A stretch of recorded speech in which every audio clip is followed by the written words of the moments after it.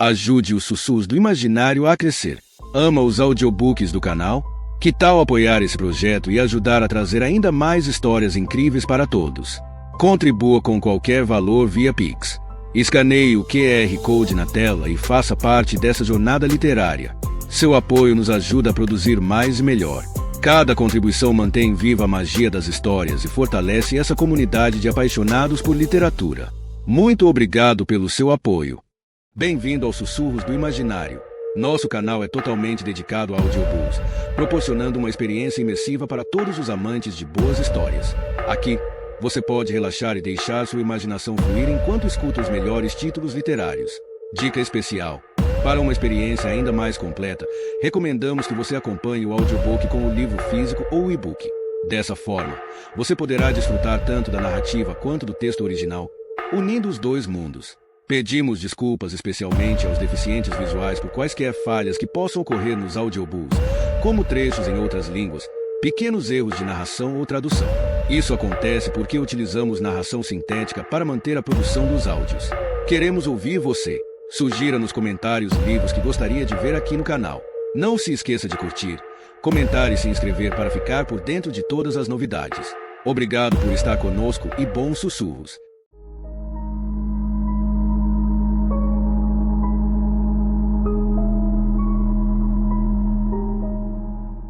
Capítulo 15. Frank e eu estávamos sentados à mesa da cozinha. Como sempre, ele comendo cereal, eu, uma banana, quando notei um jornal dobrado ao lado do seu cotovelo. Quando vi o jornal, ocorreu-me que aquela era a primeira vez que eu via desde que tinha voltado para casa. Deixe-me ver isso, disse eu, apontando para o jornal. Frank olhou o jornal, empalideceu e balançou a cabeça. Mamãe disse que não devemos deixar você ler o jornal, sabe, a TV. E temos de desligar se um repórter telefonar. Mas eles não estão mais ligando tanto agora quanto quando você estava no hospital. Mamãe não quer que eu veja o jornal. Ela acha que você pode ficar triste de novo e coisa e tal. Isso é ridículo. Ela deve ter esquecido este aqui. Vou jogar fora. Ele pegou o jornal e começou a se levantar.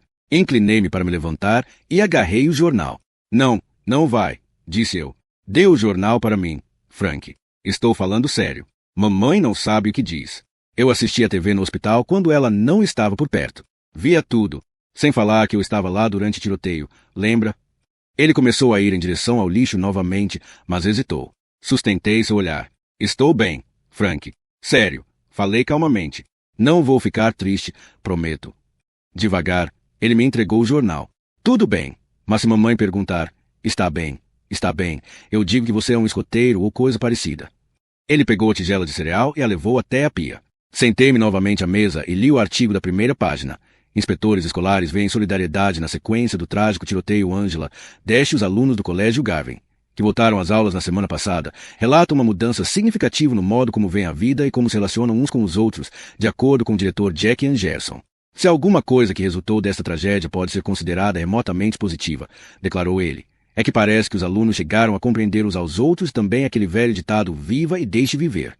Segundo Jack Anderson, não é comum ver antigos inimigos se sentarem juntos no almoço, ver o fim de antigas panelinhas, uma vez que os alunos estão se relacionando de uma forma mais consciente. As coisas estão muito mais pacíficas, garante ele. O número de reclamações dirigidas ao escritório de aconselhamento diminuiu drasticamente. As dificuldades comportamentais durante as aulas são coisas do passado, diz o diretor, que diz que a escola espera um declínio no número de problemas de comportamento nos próximos anos. Creio que os alunos estão começando a compreender que somos todos amigos aqui, que as críticas, opiniões destrutivas e as antipatias, que são tão comuns em adolescentes, não valem a pena no final das contas. Infelizmente, tiveram de descobrir do modo mais difícil. Contudo, aprenderam e mudaram. É por isso que acredito que nossa geração vai fazer deste mundo um lugar melhor para viver. Os alunos puderam voltar às instalações escolares para completar o ano letivo, apesar de Jack Anderson admitir que foi incluída no currículo uma disciplina que ele chama controle de dano. A escola contratou uma equipe de conselheiros especializados para trabalhar com os alunos no sentido de ajudá-los a superar o que ocorreu em 2 de maio. O diretor relata que os alunos não foram obrigados a voltar. Nenhum exame final será feito e os professores estão trabalhando com os alunos em escala individual para assegurar que cada um consiga as notas de que precisa. Alguns professores estão promovendo grupos de estudo em suas casas à noite. Outros, na biblioteca. Outros estão fazendo isso online. No entanto, muitos alunos voltaram, afirma Jack Anderson. Alguns deles são muito apegados ao espírito da escola e quiseram apoiar o Colégio Garvin. Quiseram mostrar que não estão com medo. Honestamente, o principal motivo que nos levou a retomar as aulas foi a reivindicação dos alunos. Jack Anderson relata que tem orgulho dos alunos do Colégio Garvin por manter sua lealdade à escola e sente que, nos anos que virão, os alunos do Colégio Garvin irão despontar como fortes líderes na sociedade. Tenho orgulho deles por terem sido os primeiros agentes do que acredito ser uma mudança no mundo, diz o diretor. Se houver paz no mundo, esses caras serão os responsáveis. Levei o artigo escondido ao consultório do Dr. Yeller naquela tarde. Logo que ele fechou a porta, deixei o artigo cair sobre a mesinha de centro que ficava entre nós. Isso faz dele um herói, Dr. Yeller?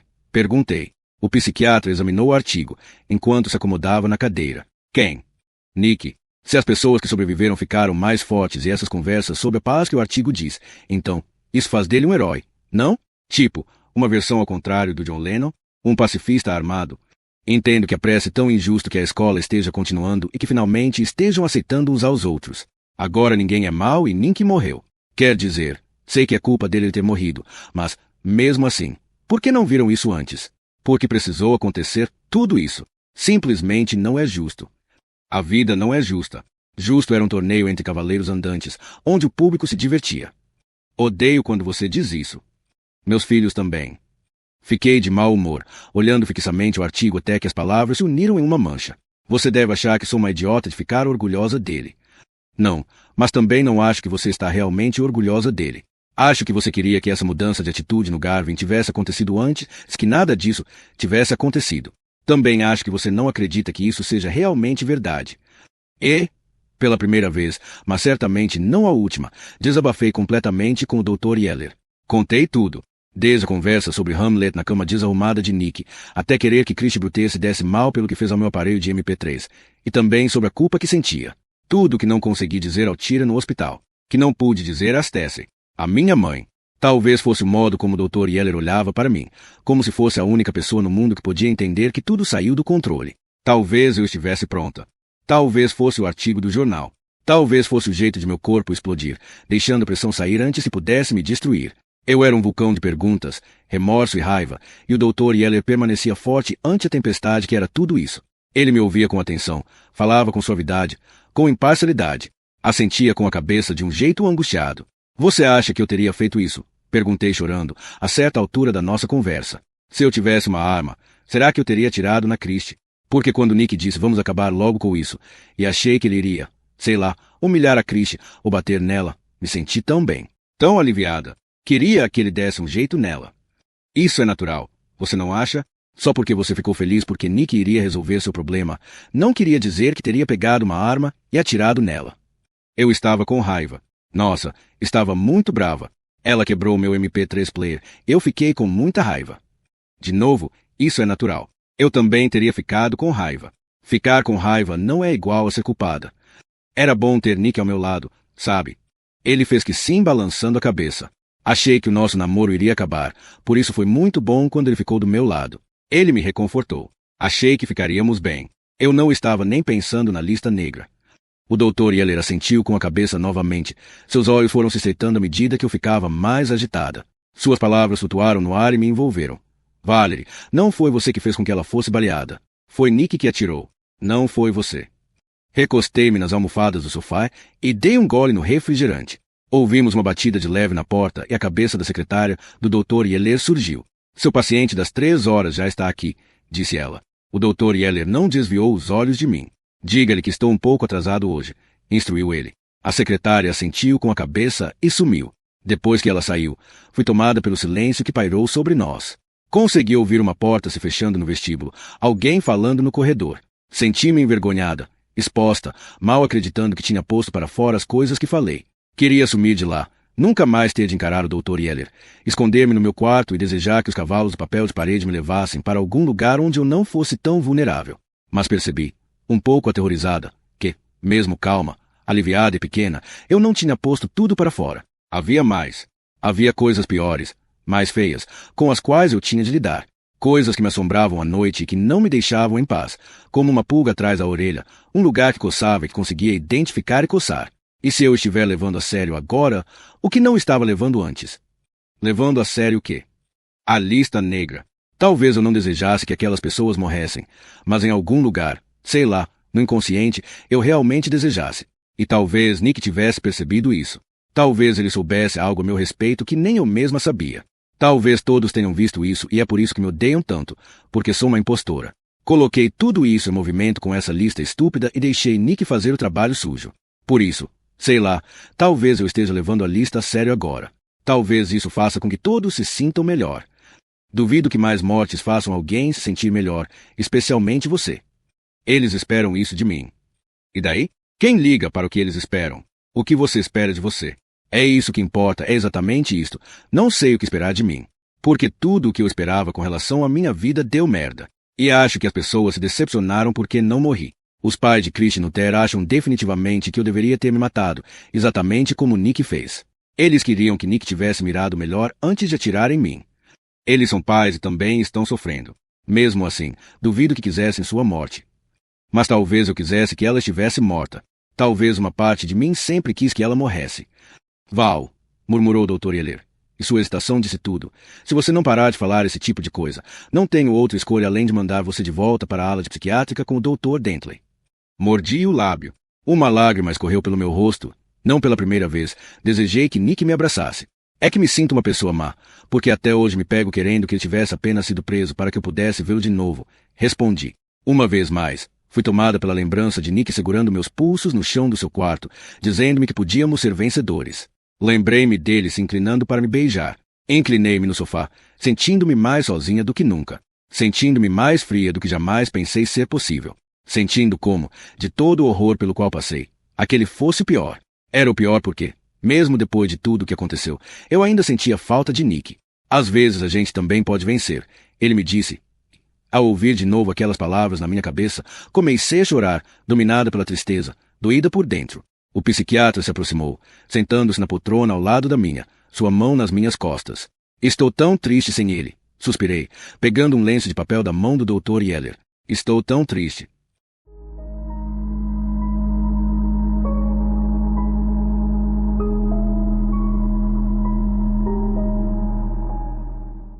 Parte 3. Capítulo 16. Trecho do jornal Tribuna de Garvin. 3 de maio de 2008. Repórteres Angela Dash. Max Hills, 16 anos. Achei que ele eram amigos, declarou uma aluna sobre a decisão de Nick Leville atirar em Max Hills, que foi dado como morto no local da ocorrência. Ele queria, com certeza, atirar nele, afirmou a garota. Ele se agachava e olhava debaixo das mesas para ter certeza de em quem estava atirando. Max, descrito pelos amigos como um aluno quieto, bom em matemática e ciências, mas não envolvido demais em atividades extracurriculares, foi visto em muitas ocasiões, tanto na escola como fora dela, conversando com Nick Leville.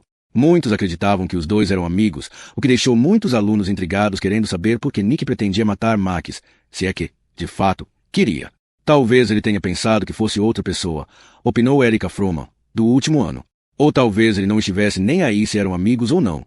O que é uma hipótese que levou muitos a pensar que as vítimas podem ter sido atingidas aleatoriamente, contrariando suspeitas anteriores. A mãe de Max Hill, Alaima, acha, porém, que Max era, de fato, um alvo de Nick Leville. Ele não emprestou a caminhonete para o Nick no último verão, declarou ela a repórteres. E, no dia seguinte, alguém quebrou os faróis da caminhonete no estacionamento, enquanto Max estava trabalhando. Ele não pôde provar que foi o Nick que fez aquilo, mas nós dois sabíamos que foi ele. Eles deixaram de ser amigos desde então. Max ficou muito bravo por causa dos faróis. Ele comprou a caminhonete com seu próprio dinheiro. Quando voltei para a escola no dia seguinte, duvidei muito da minha capacidade de continuar a frequentá-la. Podia esquecer de tentar uma transferência no fim do semestre. Nunca iria esperar tanto tempo. Ginny Baker nunca mais foi às aulas, ao menos não as em que eu estava matriculada. E Tenny Lily nunca mais me olhou de frente. Stacey e eu nunca mais almoçamos juntas. Mas o resto das pessoas simplesmente ignorava minha existência, o que eu achava ótimo. Difícil, porém, ser uma verdadeira excluída, sem ter nenhum outro amigo excluído, é duro. Fiquei realmente feliz ao chegar em casa. No segundo dia, apesar de mamãe ficar me pagiando como se eu tivesse 7 anos de idade, fazendo perguntas sobre a lição de casa, os professores e os meus amigos, os preferidos. Ela ainda acreditava que eram meus amigos. Acreditava no que a mídia divulgava. Nas notícias que diziam que os alunos davam-se as mãos e falavam de paz, amor e aceitação todos os dias. Naquelas que diziam que os jovens eram incrivelmente flexíveis, especialmente com relação ao perdão. Sempre me perguntei se aquela repórter, Angela Dash, escrevia a sério. Tudo que aquela mulher escrevia parecia piada. Como de costume, quando cheguei em casa, peguei alguma coisa para comer e fui direto para o meu quarto. Chutei os sapatos fora, liguei o som e me sentei de pernas cruzadas na cama. Abri minha mochila, com a intenção de fazer a biografia que tinha de lição, mas acabei pegando o caderno preto. Esticando-me na cama, abri-o. Durante o dia, eu tinha desenhado uma fila de alunos na aula de educação física, com os rostos dominados por enormes bocas abertas, indo para a pista de atletismo. Um professor, de espanhol, o professor Ruiz, observando do alto de uma escadaria cheia de estudantes agitados, seu rosto um oval vazio. E meu preferido, o diretor Angerson, empoleirado sob uma versão minúscula do Colégio Garvin. Seu rosto tinha ficado incrivelmente parecido com o do Chicken Little, minha versão da vida nova melhore no Colégio Garvin. Ver o que é real, conforme sugeriu o Dr. Yeller. Perdi a noção do tempo olhando um esboço que fiz de Stacey e Dulce almoçando. Suas costas eram paredes de tijolos. Fiquei surpreso ao ver o sol se pondo quando uma batida na porta me chamou a atenção. Agora não, Frank, gritei. Precisava de tempo para pensar. Tempo para esfriar a cabeça. Queria acabar o desenho para poder começar. Logo fazer a biografia de lição de casa. Novamente bateram na porta. Ocupada, gritei. Alguns segundos depois, a maçaneta virou e a porta abriu um pouco. Xinguei a mim mesma em silêncio por ter me esquecido de trancá-la. Eu disse que estava. Comecei a falar, mas parei quando a cabeça de Jessica Campbell surgiu no vão da porta. Desculpe, disse ela. Posso voltar mais tarde. É que tentei ligar algumas vezes. Sua mãe disse que você não atenderia ao telefone. Ah, então mamãe continuava a vigiar meus telefonemas. Daí ela disse para você vir aqui. Perguntei sem acreditar. Mamãe sabia quem era Jessica Campbell. Todas as pessoas do mundo livre sabiam quem Jessica Campbell era. Deixá-la solta na minha casa seria arriscado, para dizer o mínimo. Não, isso foi ideia minha. Jessica entrou e fechou a porta atrás dela. Andou até a cama e parou na cabeceira. Na verdade, quando cheguei aqui, ela disse que você não me receberia. Mas eu disse que queria tentar, por isso ela me deixou entrar. Acho que ela não gosta muito de mim. Encolhi os ombros. Acredite, ela adoraria se você fosse filha dela. Não é de você que ela não gosta, é de mim. Mas isso não é novidade, disse eu, percebendo, assim que as palavras saíram da minha boca, que era uma coisa muito estranha para se falar para alguém que você não conhece direito. O que você faz aqui? Perguntei, mudando de assunto. Afinal, você é outra que também não gosta de mim. O rosto de Jessica ficou vermelho. Por um segundo, achei que ela fosse chorar. De novo me surpreendi percebendo que estava diferente da Jessica que eu conhecia. A confiança tinha desaparecido, a superioridade, sumido. Tudo substituído por aquela vulnerabilidade esquisita que não parecia ter nada a ver com ela. Ela virou a cabeça para um lado, lançando com destreza o cabelo sobre um ombro, e sentou-se na cama. Sentei junto das Tessie no quarto tempo, disse ela. Dei de ombros. E, às vezes falamos de você. Senti meu rosto quente. Minha perna começou a latejar, como sempre acontecia quando ficava ansiosa. O doutor Yeller disse que esse latejar da perna era, provavelmente, minha cabeça só não usou essas palavras algo mais adequado. Tenho certeza disso, mas me lembro apenas do sentido. Isto é, que tudo estava na minha cabeça. Coloquei a mão sobre a cicatriz na coxa, pressionando-a por cima do giz. Então, era assim que seria. Agora que eu voltava ao colégio, eles saíam do seu lugar para se certificarem de que eu não era oficialmente parte da turma. Eles não iriam esperar na hora do almoço ou junto ao meu armário para me fazer sentir a garota mais odiada da escola. Estavam vindo à minha casa para me dizer isso. Será que era isso realmente? Será que era essa minha punição? Então veio até minha casa para me dizer que fica fofocando sobre mim com minha ex-melhor amiga. Não, respondeu Jessica. Ela franziu a testa como se me achasse louca por ter sugerido algo assim. Aquela testa enrugada era parte de uma expressão característica dela, a qual normalmente precedia alguma frase snob. Esperei ela falar algo do tipo, mas, em vez disso, suspirou e baixou o olhar até suas mãos. Não, Stacey e eu conversamos sobre como achamos que você foi envolvida nessa história toada pelo Nick. Envolvida? Com o dedo do meio, ela tirou os cabelos que caíam de um lado do rosto e os prendeu atrás da orelha. Sabe, você não é culpada, mas ele a arrastou para essa confusão. E daí? Quando descobriram que você não era culpada, nunca disseram nada sobre isso. Quem não disse nada sobre isso? Você sabe. Os jornais, a mídia, só falavam que você era culpada e que a polícia iria descobrir tudo, mas nunca mais falaram nada depois que a polícia descobriu que você não fez nada. Não é justo. Sério. A tensão da minha mão sobre a perna diminuiu um pouco e meus dedos se fecharam novamente ao redor do lápis. Alguma coisa não estava fazendo sentido. Jessica Campbell estava no meu quarto me defendendo. Eu quase tinha medo de acreditar. Ela olhou para o caderno no meu colo. As pessoas estão dizendo que começou outra lista negra. É verdade. Também baixei meus olhos para o caderno. Não, exclamei, fechando involuntariamente o caderno e o enfiando debaixo de uma perna. É só uma coisa em que estou trabalhando. Um projeto de arte. Ah, fez ela. Anderson falou alguma coisa com você sobre isso. Por que ele deveria fazer isso? Perguntei. Mas ambas sabíamos a resposta e nenhuma respondeu. Jéssica observava meu quarto em silêncio. Via olhando para a pilha de roupas no chão, os pratos sujos na penteadeira, a foto de Nick que tinha caído do bolso do meu jeans na noite anterior quando tirei a calça, e que não me importei em pegar e esconder de novo. Foi minha imaginação, ou será que os olhos dela se demoraram um pouco mais na foto? Gosto do seu quarto, disse ela. Mas era um comentário bobo e não me importei de responder, e acho que ela ficou grata por isso. Tenho lição de casa para fazer, disse eu. Então, ela se levantou. Claro, está certo. Ela balançou o cabelo como se fosse um pêndulo. Acho que aquela balançada de cabelo também estava na lista negra. Tentei afastar esse pensamento. Olha, o motivo de eu ter vindo é que o Conselho Estudantil tem um projeto em andamento. Um memorial. Para a formatura. Sabe? Você acha que pode nos ajudar no projeto? Mordi meu lábio inferior. Trabalhar com o Conselho em um projeto? Alguma coisa não me cheirava bem. Encolhi os ombros. Vou pensar a respeito. Legal. Temos reunião na quinta na sala das senhoras Tony. Só para levantar algumas ideias. Você tem certeza de que eles querem que eu vá? Quer dizer, não é preciso ser eleito para fazer parte do conselho. Foi a vez de ela dar de ombros. Ela olhava para a janela ao fazer esse gesto, o que me fez pensar que, com certeza, eles não queriam que eu fosse nem tinham me elegido para participar.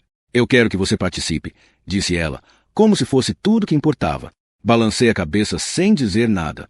Ela pareceu flutuar no meio do meu quarto por algum segundo, pensando.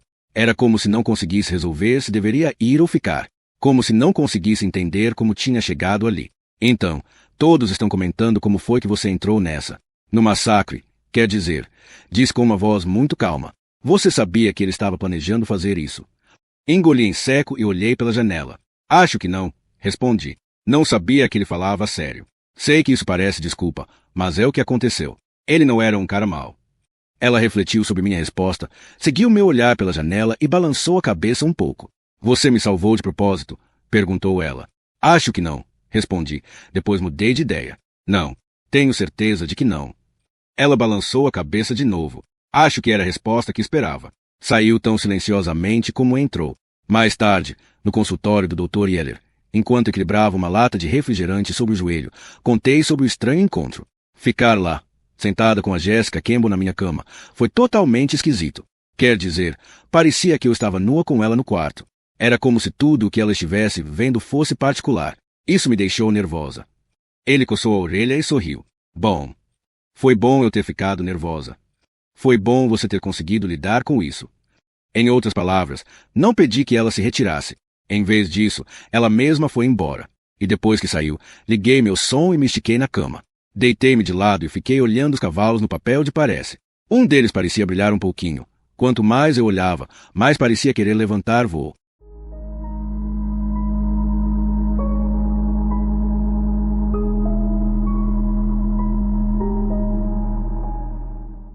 Capítulo 17. Trecho do jornal Tribuna de Garvin, 3 de maio de 2008, repórter Angela Dash. Kate Renfro, 15 anos. Kate Renfro, aluna do segundo ano, não estava na praça de alimentação quando foi baleada. Kate estava só passando depois de sair da Secretaria de Orientação, afirmou aos jornalistas Adriana Tate, orientadora do colégio. Acho que ela nem conhecia Nick Leville, completou. Kate, cujos ferimentos foram superficiais, foi atingida no bíceps por uma bala perdida que aparentemente ricocheteou em algum dos armários metálicos próximos à praça de alimentação. Não doeu tanto assim, declarou a garota. Pareceu mais uma ferroada. Eu nem percebi que tinha sido baleada até sair e um dos bombeiros me avisar que eu estava com o braço sangrando. Daí, entrei em pânico. Mas acho que entrei em pânico principalmente porque todo mundo estava em pânico, entende? Os pais de Kate Renfro afirmaram que decidiram tirá-la da escola pública permanentemente. Não precisamos nem pensar, declarou Vic Renfro. Sempre nos preocupamos um pouco com relação ao fato de Kate frequentar uma escola pública. O ocorrido acabou nos fazendo decidir que ela vai para uma escola particular. Você nunca sabe, completou a mãe de Kate, Kimber Renfro, num tom sombrio com quem seu filho se relaciona, em uma escola pública. Eles deixam qualquer um entrar nesses lugares. Até mesmo garotos problema, e não queremos que nossa filha fique perto de garotos problema. Ela está fazendo uma tempestade em copo d'água, disse eu, enquanto andava, algo que normalmente não fazia no consultório do Dr. Yeller. É claro que, normalmente, eu não estava sob o microscópio de mamãe, cuja vigilância aumentava a cada dia. Era como se, em vez de confiar mais em mim, mamãe, na verdade, confiasse menos. Como se ela temesse que, se parasse de me vigiar, eu me envolveria em outro tiroteio. E você me culpa? Perguntou mamãe, fungando e esfregando o nariz com um lenço de papel amassado que puxou do bolso do casaco. Foi duro acreditar que ela queria andar com esse pessoal e que eles queriam andar com ela. E agora o projeto do memorial? Com certeza não é saudável para ela continuar se concentrando no incidente. É claro que ela devia continuar com a vida dela, não é? Pela última vez, mãe, eu não quero andar com eles. Estou trabalhando num projeto. Só isso. Um projeto da escola. Achei que você queria que eu participasse de um projeto da escola. Esta é a minha forma de continuar com minha vida. Mamãe balançou a cabeça. Há 2 dias, ela nem queria ir para a escola. E, agora ela quer trabalhar num projeto escolar com os garotos e garotas que estavam na lista negra dela, disse ela, dirigindo-se ao Dr. Yeller. Parece suspeito, não? Parece falso para mim. Dessa vez, eu me dirigi ao Dr. Yeller. Ela não conversou com Jéssica. Eu? Sim. Jéssica falava sério, quando me convidou. Não foi falsidade. O Dr. Yeller também balançou a cabeça, como se eu fosse boba de acreditar em Jessica Campbell. Como se eu fosse boba em acreditar em tudo que já acreditei, só porque acreditei em Nick. Fiquei em silêncio no consultório e mamãe ficou me encarando. O quê? Perguntei finalmente, minha voz ficando alta. Por que você está me olhando desse jeito? Ela não vai me morder. Ela não está fazendo joguinho comigo, certo? Por que é tão difícil entender? Você não vê TV? Não ouviu as histórias de como a tragédia transformou tudo no colégio? As pessoas não são mais como eram antes. Eles não vão me morder. Não estou preocupada com a possibilidade de eles morderem você, disse mamãe com uma voz rouca. Ela ergueu os olhos vermelhos para mim e esfregou o nariz com o lenço de papel. Olhei dela para o Dr. Yeller. Ele continuava sentado com o indicador no lábio. Não disse nada. Não se moveu. Com o que você está preocupada? Perguntei. Você vai fazer mal a eles? Perguntou mamãe. Você está se aproximando deles para terminar o que Nick começou. Desmontei na cadeira. Todo o seu choro, seus pedidos, proibições, os jornais escondidos e arrastar, meu Dr. Yeller. Tudo isso nunca foi para me proteger dos outros garotos e garotas. Foi para protegê-los de mim. Sempre temeu que eu fizesse mal a eles. Eu era bandida. Não impostava o que eu dissesse. Não conseguiria fazer mamãe pensar de outra forma.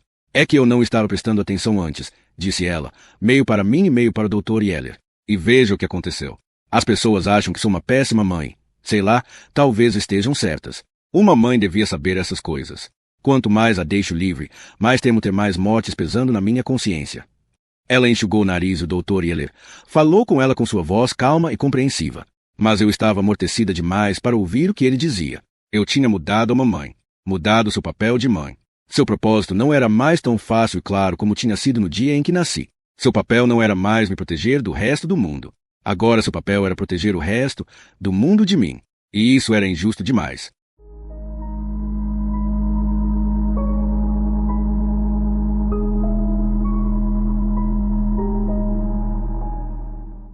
Capítulo 18. Trecho do jornal Tribuna de Garvey, 3 de maio de 2008. Repórter Angela Dash. Chris Summers, 16 anos. Testemunhas afirmaram que Chris Summers morreu como herói. Ele estava tentando tirar do mundo para fora, disse Anna Ellerton, 16 anos. Ele estava ajudando as pessoas a passarem pela porta da cantina. Era o tipo de coisa que o Chris costumava fazer, sabe? Organizar as coisas. De acordo com Anna Ellerton, Chris Summers foi empurrado para trás por alunos frenéticos que tentavam fugir da cantina e acabou ficando no caminho de Nick Leville. Nick riu e perguntou quem era o tal agora e daí atirou nele, contou Anna. Achei que ele estava morto, por isso continuei correndo. Não sei se ele morreu na hora ou depois. Só sei que ele estava tentando ajudar. Tudo o que estava fazendo era tentar ajudar. Asterisco, asterisco, asterisco, quase dei meia volta e fui embora.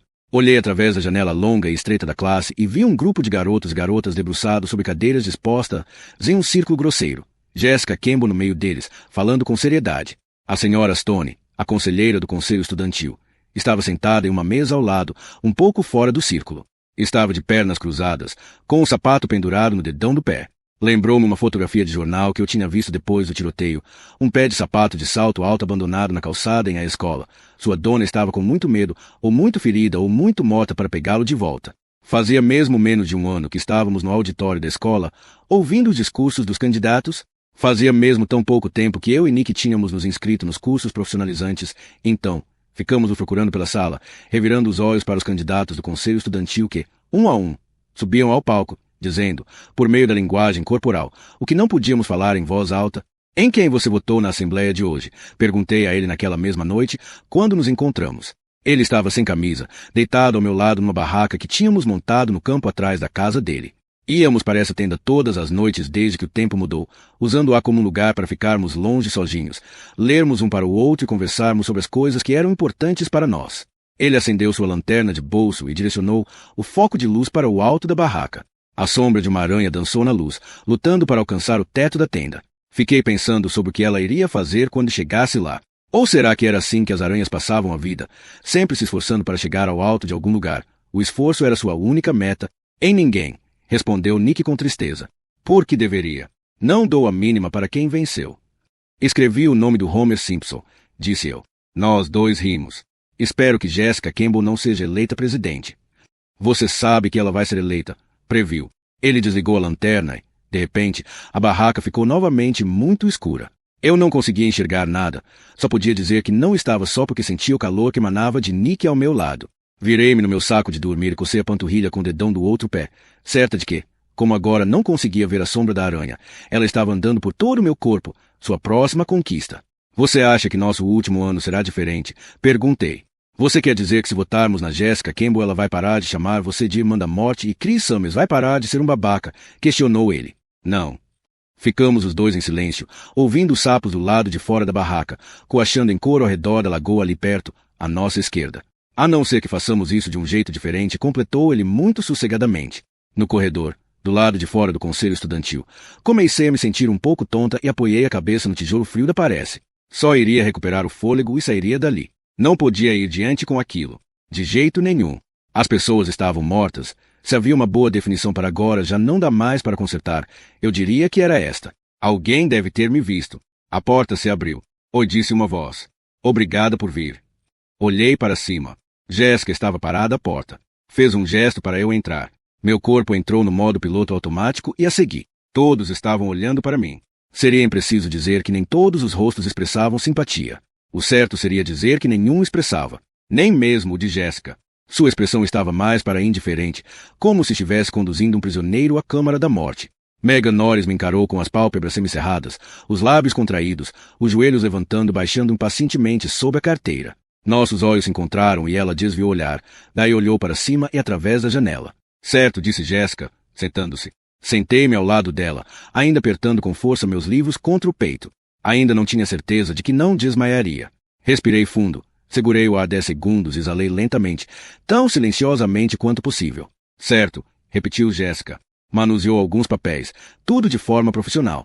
Conversei com o diretor Anderson e vamos mesmo ter um espaço no canto noroeste do pátio, logo ao lado da entrada para a praça de alimentação.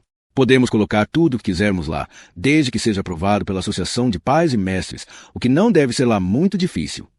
De forma permanente? Perguntou Mickey Randolph. Jéssica balançou a cabeça. Sim. Teremos uma cerimônia de dedicação durante a formatura, mas podemos deixar algo fixo. Como uma estátua ou algo assim, disse Josh. Sim, ou uma árvore, sugeriu Megan, parecendo entusiasmada, esquecendo-se, ao menos por um momento, de que eu estava lá, poluindo seu espaço pessoal. Estátuas são caras, observou a senhora Stone. Temos dinheiro para fazer uma. Jéssica consultou alguns papéis novamente. A Associação de Pais e Mestres prometeu contribuir com algum dinheiro. E temos nossa conta. E vendas de donuts. Fez-se um silêncio desconfortável. Não se vendia mais donuts desde o incidente. Desde que Abby Dempsey, a melhor amiga de Jéssica, tinha sido morta ao vender donuts no dia 2 de maio. Jéssica pigarreou. Abby iria querer que usássemos o dinheiro para isso, disse. Senti que me olhavam, mas não levantei a cabeça para descobrir quem me encarava. Remexi-me na cadeira, respirei fundo novamente. Prendi a respiração um pouco e exalei. Podemos fazer outra campanha para levantar fundos, disse Raquel Money. Podemos fazer uma festa do sorvete. Festa do sorvete é uma ótima ideia. Posso falar com o professor Udspet para que o departamento de teatro faça uma apresentação para a festa, disse a senhora Stone. É mesmo. E talvez o coral possa cantar alguma música, alguém sugeriu. As ideias vinham rápidas e furiosamente agora que a conversa sobre o evento tinha começado. Fui abençoada ao ser deixada de lado, abençoada por ser esquecida por todos. Então, está resolvido, disse Jéssica fechando seu livro e baixando o lápis. Vamos fazer um show de variedades e uma festa do sorvete. Agora, precisamos decidir o que vai ser o memorial. Alguma ideia? Perguntou e cruzou os braços. Todo mundo ficou em silêncio. Cápsula do tempo, disse eu. Jéssica me olhou. Como assim? Podíamos fazer uma máquina do tempo. Colocar uma placa ou coisa parecida marcando o local e deixar para abrir. Tipo, daqui a 50 anos ou coisa parecida. Daí as pessoas poderão ver que esta classe tinha mais que... Bom, tinha mais. A sala ficou silenciosa, enquanto todos pensavam a respeito. Poderíamos colocar um banco ao lado, acrescentei. E colocar os nomes de repente, não consegui continuar. Das vítimas, completou Josh com uma voz que traía irritação. Era isso que você ia dizer, certo? Os nomes das vítimas gravadas no banco. Ou na placa. Todas os sócios morreram? Perguntou Mega. O ar ficou muito pesado ao meu redor. Fiquei olhando para o chão. Não queria saber para onde todos estavam olhando. Tinha quase certeza de que era para mim. Todas, respondeu Josh. Quer dizer, tipo, o nome de Ginny Baker tem de estar lá, não acham? Então, não vai ser exatamente um memorial, observou a senhora Stone, e todos começaram a conversar novamente. Mas é a cara da Ginny. Não precisa ser um memorial. Que tal um monumento? Devia ter o nome de todos da classe. Isso seria legal, porque todos foram afetados de um jeito ou de outro. Um memorial tem a ver com perda de vidas, mas também poderia ter a ver com a perda de outras coisas, como... Não dá para pôr o nome de todo mundo da escola. Vamos por só os nomes dos que morreram, disse Jéssica. Nem todos, opinou Josh com uma voz alta bastante para interromper a conversa. Não vamos colocar todos, repetiu. Nick Leville não. De jeito nenhum. Tecnicamente ele também foi uma vítima, sussurrou baixo a senhora Stone. Tecnicamente, se vocês irão colocar o nome das vítimas, o dele também deveria estar lá. Josh balançou a cabeça. Seu rosto tinha ficado vermelho. Não acho isso certo. Eu também não falei antes mesmo de perceber que tinha aberto a boca. Não seria justo com os outros. Quase engasguei quando percebi o que tinha acabado de fazer. Nick tinha sido tudo para mim. Continuava não acreditando que ele era um monstro, mesmo depois do que ele tinha feito contra a escola. Também não me sentia completamente inocente. Mas, naquele momento, eu o empurrava para debaixo do ônibus. E por quê? Para agradar o conselho estudantil? Para ficar bem com essas pessoas que, há poucos meses, riam quando Chris Summers fazia Nick de bobo, que riam quando Chris Bruter me chamava de Irmã da Morte. Para me mostrar para Jessica Campbell, quando eu ainda não sabia se ela me odiava ou se tinha mudado. Ou será que realmente acreditava no que estava dizendo? Era uma parte de mim que ainda não tinha identificado e que de repente apareceu, dando voz ao meu medo. Nick e eu éramos vítimas. Éramos os que mais cometiam bullying. Senti uma mudança tão abrupta que podia percebê-la quase fisicamente. Pude praticamente me ver sendo dividida em duas pessoas dentro de mim, a Valerie de antes dos tiros e a Valerie de agora. E elas não combinavam. De repente, ficou impossível continuar ali sentada, ao lado daquele pessoal, contra Nick. Preciso ir, disse. Minha mãe está me esperando. Peguei meus livros e saí como um raio em direção à porta, agradecendo a Deus por ter ligado para a mamãe antes de ter pedido que ela viesse, no horário normal, e me esperasse um pouco, caso eu decidisse dar uma passada na reunião. Agradecendo a Deus porque, pelo menos daquela vez, a desconfiança que ela tinha de mim iria compensar, porque ela estaria lá, roendo a unha e procurando sinais de tumulto pela janela da escola. Eu não me atrevi nem a pensar até estar segura no carro de mamãe. Não me atrevi a parar até me afundar no banco de passageiro e trancar a porta, colocando-a como um obstáculo entre mim e a reunião. Vai, disse eu. Vamos para casa. Qual é o problema? Perguntou mamãe. O que está acontecendo? O que houve lá, Valerie? A reunião acabou, respondi, fechando os olhos. Vai, só isso. Mas por que aquela garota está correndo atrás de você? Meu Deus, Valerie, por que ela está correndo? Abri os olhos e olhei pela janela de passageiro. Jéssica estava correndo em direção ao carro. Vai, mãe, gritei. Por favor, mãe. Mamãe pisou fundo, talvez um pouco fundo demais, pois os pneus cantaram, e saímos rapidamente do estacionamento. Olhei pelo retrovisor e vi Jéssica ficando cada vez menor. Ela ficou parada na beira da calçada, onde eu estava poucos momentos antes, vendo nosso carro também ficar cada vez menor. Meu Deus, Valerie, o que aconteceu? Alguma coisa aconteceu? Ai, por favor, me diga que nada aconteceu. Valerie, não vou conseguir aguentar se mais alguma coisa tiver acontecido. Eu a ignorei. Mas, quando senti uma comichão na bochecha e esfreguei, vi que era uma lágrima e percebi que não a tinha ignorado. É que eu estava chorando demais para responder. Alguns minutos depois, paramos na entrada da garagem. Quando mamãe parou, esperando a porta da garagem abrir, Saí correndo. Abaixei-me, passei por baixo da porta da garagem que ainda não tinha aberto completamente e entrei em casa. Estava na metade da escada quando ouvi mamãe gritando da cozinha. Dr. Yeller, por favor. Sim, é urgente, droga.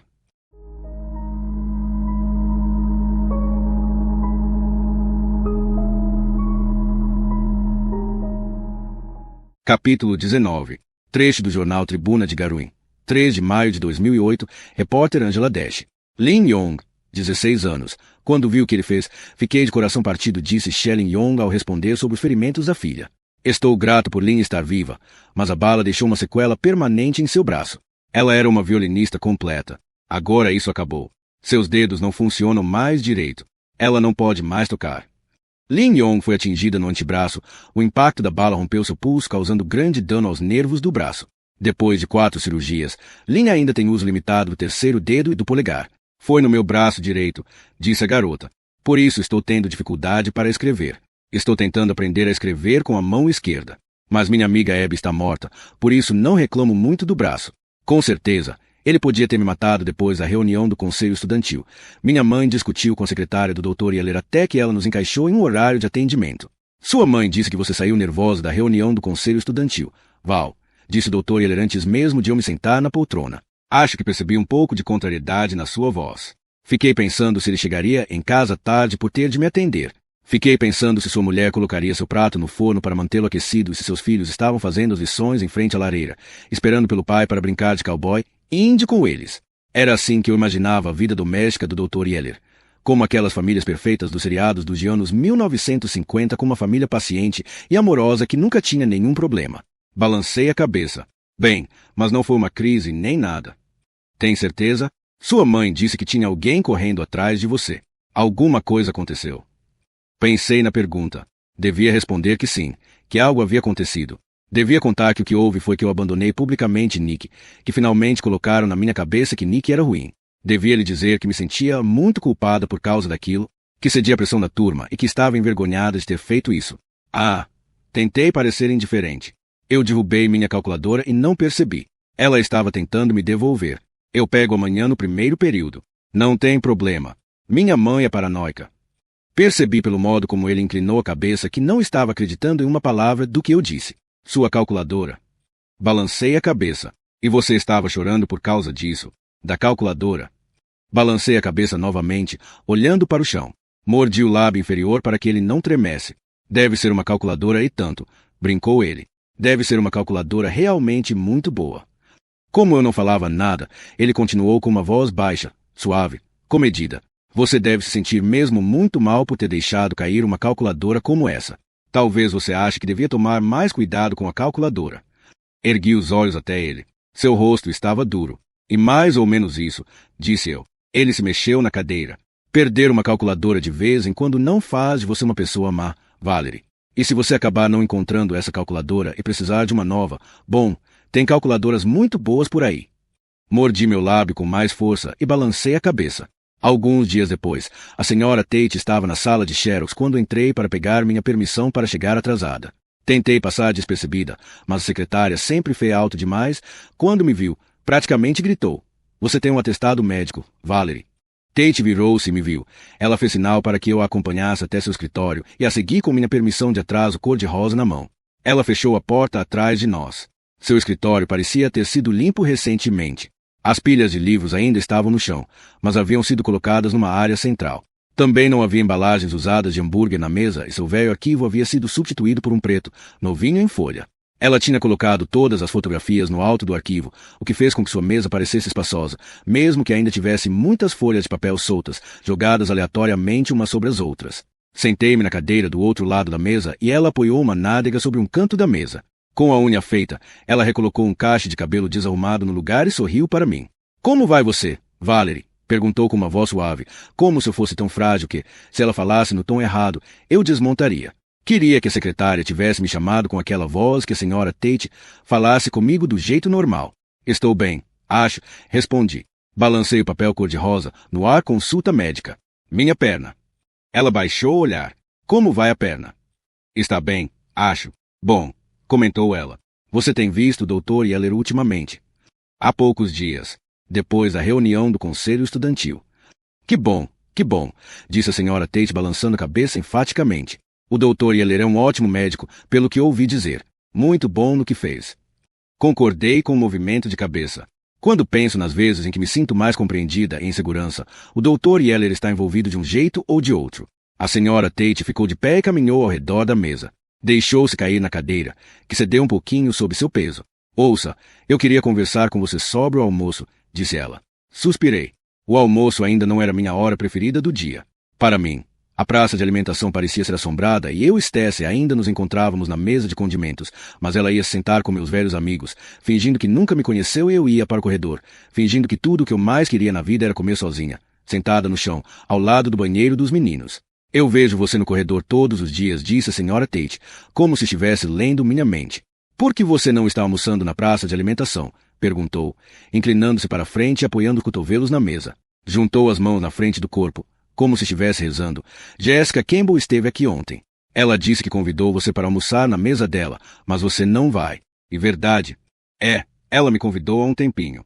Não era nada pessoal ou coisa parecida. Eu só estava ocupada, trabalhando num projeto de arte.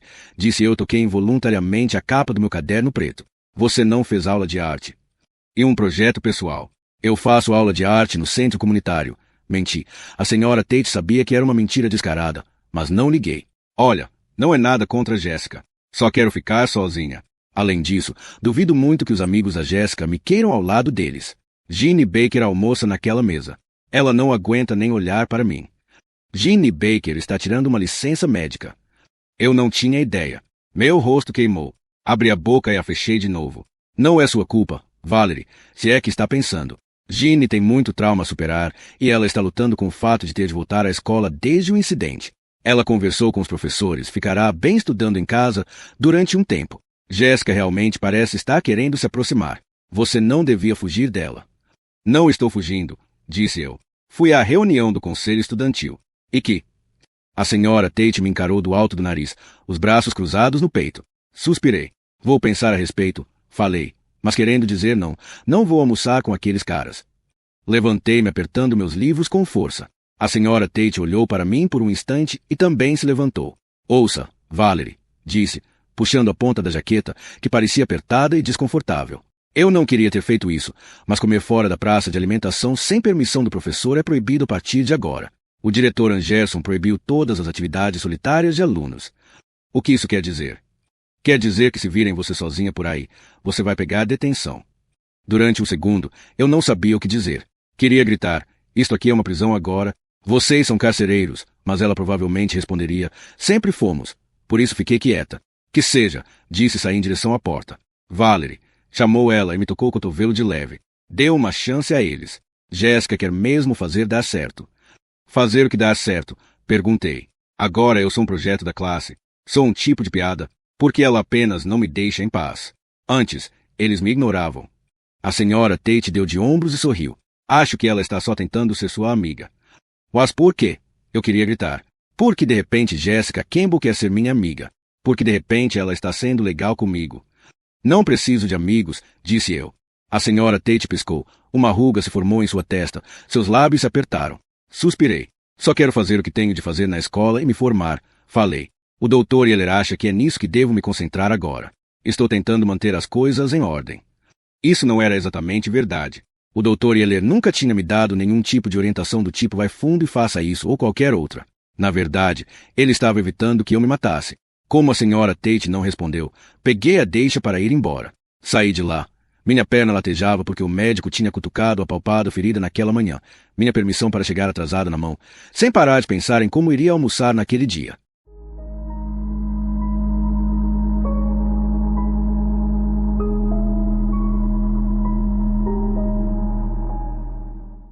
Capítulo 20.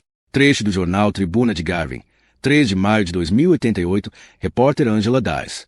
Amanda Kinney, 67 anos. Amanda Kinney, chefe dos zeladores do Colégio Garvin há 23 anos, foi atingida no joelho por uma bala perdida quando procurava proteger alunos colocando-se dentro de um depósito de alimentos. O depósito já estava aberto porque estávamos colocando sacos limpos nas latas de lixo, contou a jornalistas na sua casa, onde os recebeu com o joelho enfaixado e apoiado em travesseiros. Eu estava apertando os alunos lá dentro, até não caberem mais. Daí, Fechei a porta. Acho que ele nem sabia que a gente estava lá. Não percebi que levei um tiro até que um dos garotos me disse que eu estava sangrando. Olhei para baixo e minha calça estava toda suja de sangue e tinha um pequeno rasgo no joelho. Amanda Kinney, que fez amizade com muitos alunos do Colégio Garvin, conhecia Nick Leville bem.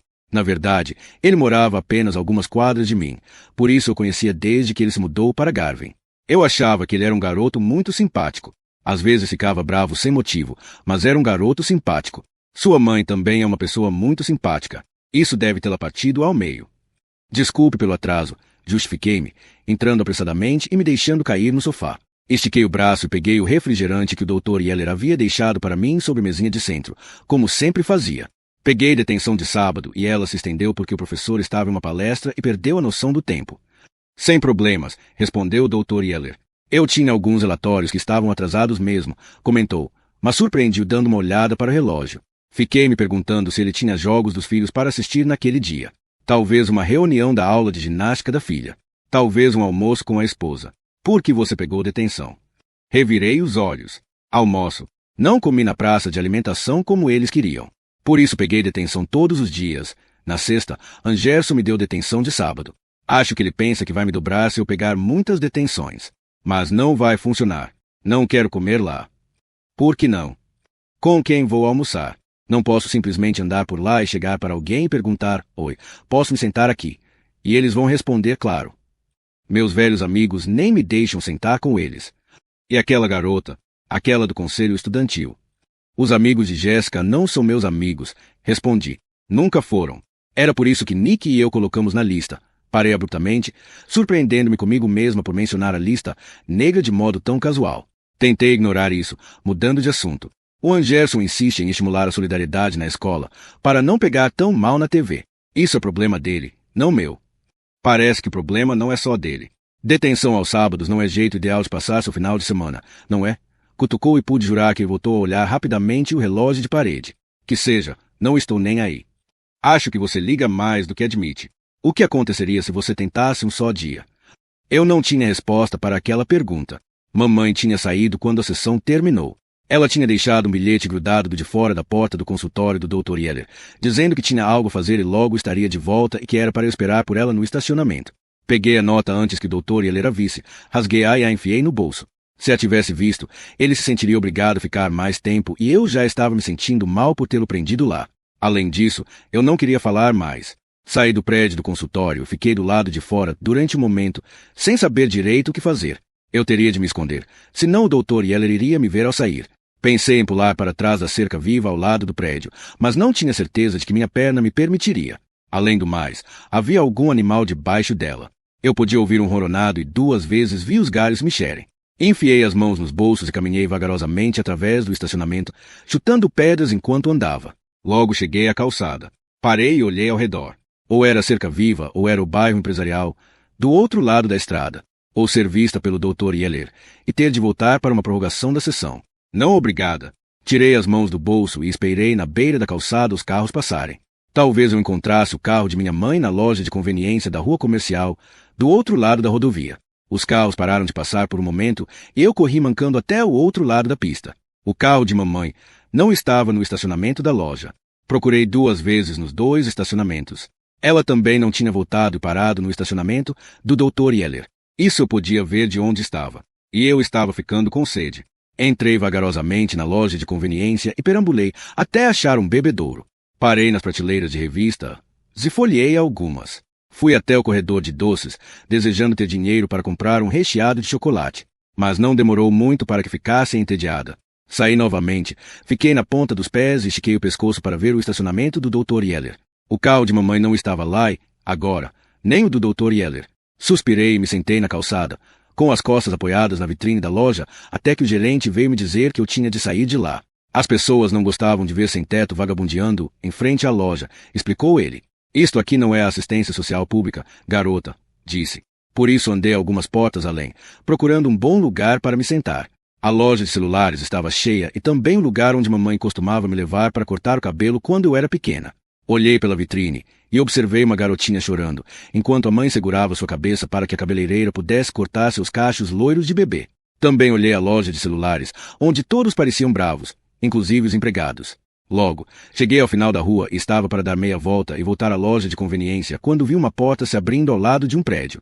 Uma mulher de seios gigantescos vestindo um avental de brim cheio de tinta de tecido e pedras de bijuteria saiu e sacudiu um pano no ar. Voou purpurina para todo lado quando ela balançou o tecido. Ela parecia a fada madrinha da Cinderela, atrás daquela nuvem de purpurina. Ela me viu observando-a e sorriu. Às vezes temos um vazamento, disse com vivacidade e desapareceu para dentro de novo, levando com ela o pano cheio de purpurina. Admito que fui tomada pela curiosidade. Queria saber que tipo de vazamento parecia tão bonito, tão brilhante. Em geral, os vazamentos são feios e fazem uma tremenda bagunça. Aquele era lindo. Logo que a porta se fechou, senti que todo mundo tinha ficado para trás. Dentro, o lugar era entulhado, escuro e tinha cheiro de igreja no domingo de Páscoa. Havia fileiras e fileiras de prateleiras da altura do teto quase desmoronando por causa do peso dos bustos de gesso, tigelas de cerâmica, baús de madeira, cestas, potes e caixas de papelão de formatos interessantes. Andei por um dos corredores, sentindo-me diminuída. No final do corredor, dei um espaço amplo e me espantei. Havia molduras em todos os lugares, pelo menos uma dúzia delas, e uma mesa comprida coberta com jornais perto de uma janela que dava para o leste. Ao redor havia cestas e caixas de material, tintas, panos, faixas, montes de argila, canetas. A mulher de avental de brim que eu tinha visto do lado de fora estava empoleirada em um banco, em frente a uma tela, dando pinceladas transversais cor violeta no quadro. Acho que o sol da manhã é o mais inspirador, não acha? Perguntou ela sem se voltar para mim. Não respondi. É claro que esta hora do dia todas as pessoas naquele armazém estão aproveitando a luz brilhante. Mas eu... Ela ergueu o pincel e cutucou o ar com ele. Eu pego o sol mais inspirador do dia. Eles podem ficar com o seu pôr do sol. É o nascer do sol que chama a atenção das pessoas. O renascimento sempre faz isso. Eu não sabia o que dizer. Nem tinha certeza de que ela estava mesmo falando comigo. Ainda estava de costas para mim e trabalhava com tanta concentração na pintura que achei que, talvez, estivesse falando consigo mesma.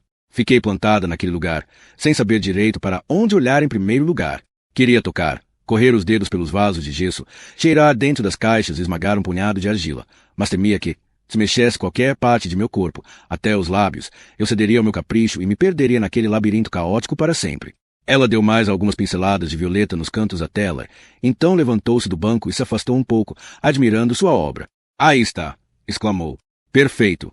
Disse e colocou a palheta no banco, equilibrando o pincel sobre ela. Daí, finalmente se voltou para me olhar. O que você acha? Perguntou.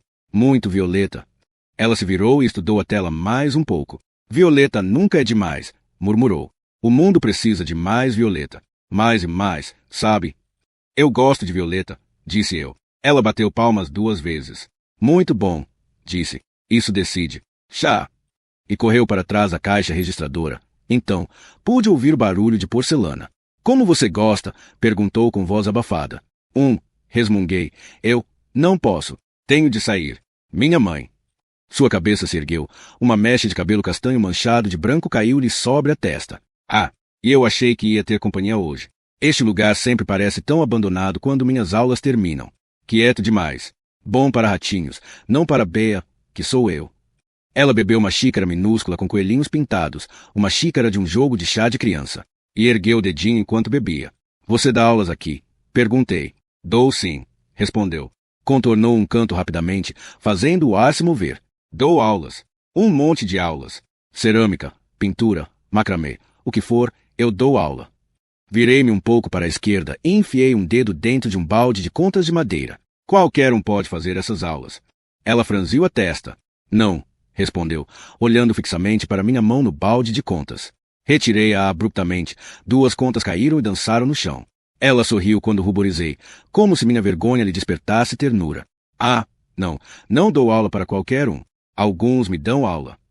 Eu estava para sair quando ela esticou o braço e agarrou minha mão. Abriu-a, virou a palma para cima e a estudou. Seus olhos delineados com lápis brilhavam através das mechas de cabelo. Ah! Exclamou. Ah! Tentei tirar a mão, mas não pus muita força na tentativa. Apesar de estar estranhando muito ela me tocar, queria saber o que aqueles as queriam dizer. Preciso ir, disse eu, mas ela ignorou. Olha, eu posso reconhecer outro artista em qualquer lugar. E você é uma artista, N.E.? É claro que é. Você gosta de violeta. Falou e apertou minha mão com ainda mais força, puxando-me atrás dela. Ela me levou até a tela na qual tinha estado trabalhando. Com a mão livre, pegou a palheta e o pincel no banco e apontou para a tela. Sente-se, convidou. Eu acho que preciso. Ah, Senta. O banco não gosta quando seu convite é ignorado. Sentei-me. Ela me deu o pincel. Pete, disse. Vá em frente. Olhei para ela. Aqui? No seu retrato? Retratos são feitos por fotógrafos. Isto aqui é uma pintura. Então, Pete. Fiquei olhando para ela por um tempo. Ela virou minha cabeça em direção à tela. Vamos, pinte. Lentamente, mergulhei o pincel na tinta preta e fiz um traço transversal sobre o violeta. Murmurou ela então fez. O melhor modo de descrever o sentimento que brotou em mim é dizer que foi miraculoso. Ou talvez comovente. Ou talvez ambos. Não sei. Só sei que não consegui parar naquele traço, nem na próxima pincelada, nem nos pontos semelhantes a árvores que fiz em um dos cantos. Só sei que me senti longe ao fazer aquilo, que mal podia ouvir as exclamações de B atrás de mim, seus sussurros, suas frases ditas com voz de bebê para as cores que eu usava. Sim, a sua V, ocre. Será que o pequenino espinheiro azul também não quer uma chance? Antes que me desse conta, fui arrancada do meu devaneio por um zumbido no bolso da frente do meu jeans. Meu telefone celular levou minha atenção para longe da tela, que, de repente, pareceu ser apenas uma tela novamente. Maldita tecnologia, resmungou Bea quando atendi. Por que não podemos mais nos comunicar com pombos correios? Lindas penas com adoráveis bilhetes amarrados. Eu poderia usar algumas penas de pombos aqui. Ou de pavão. Sim, de pavão. Só que nunca ninguém se comunicou através de pavão. Acho. Onde você está? A voz da minha mãe vibrou no telefone. Eu estava ficando doente de preocupação. Nem o Dr. Eller, nem vocês estavam. Pelo amor de Deus. Valerie, será que não consegue ficar me esperando como pedi? Você sabe como fiquei nervosa. Já estou indo aí. Resmunguei ao telefone. Levantei-me do bando enquanto enfiava o telefone de volta no bolso. Sinto muito, disse eu a Bea. Minha mãe. Ela golpeou o ar com uma mão, pegou uma vassoura com a outra e foi direto para uma pilha de serragem acumulada debaixo da mesa de trabalhar com madeira. Nunca sinta muito por uma mãe, aconselhou ela. Você pode sentir muito pela mãe, por algo que ela sofreu, mas por algo que a mãe fez, não. Quase sempre as mães adoram Violeta. Eu devia saber. Tive uma mãe muito violácea. Corri pelo corredor por onde tinha entrado, sentindo como se estivesse fugindo de uma floresta escura e mística, e quando estava quase na porta, a voz de Bea flutuou através da loja. Espero ver você no fim de semana que vem, Valerie. Sorri e saí. Foi só quando entrei no carro de minha mãe, sem fôlego e suada da corrida e da euforia, que lembrei que não tinha dito meu nome para Bea.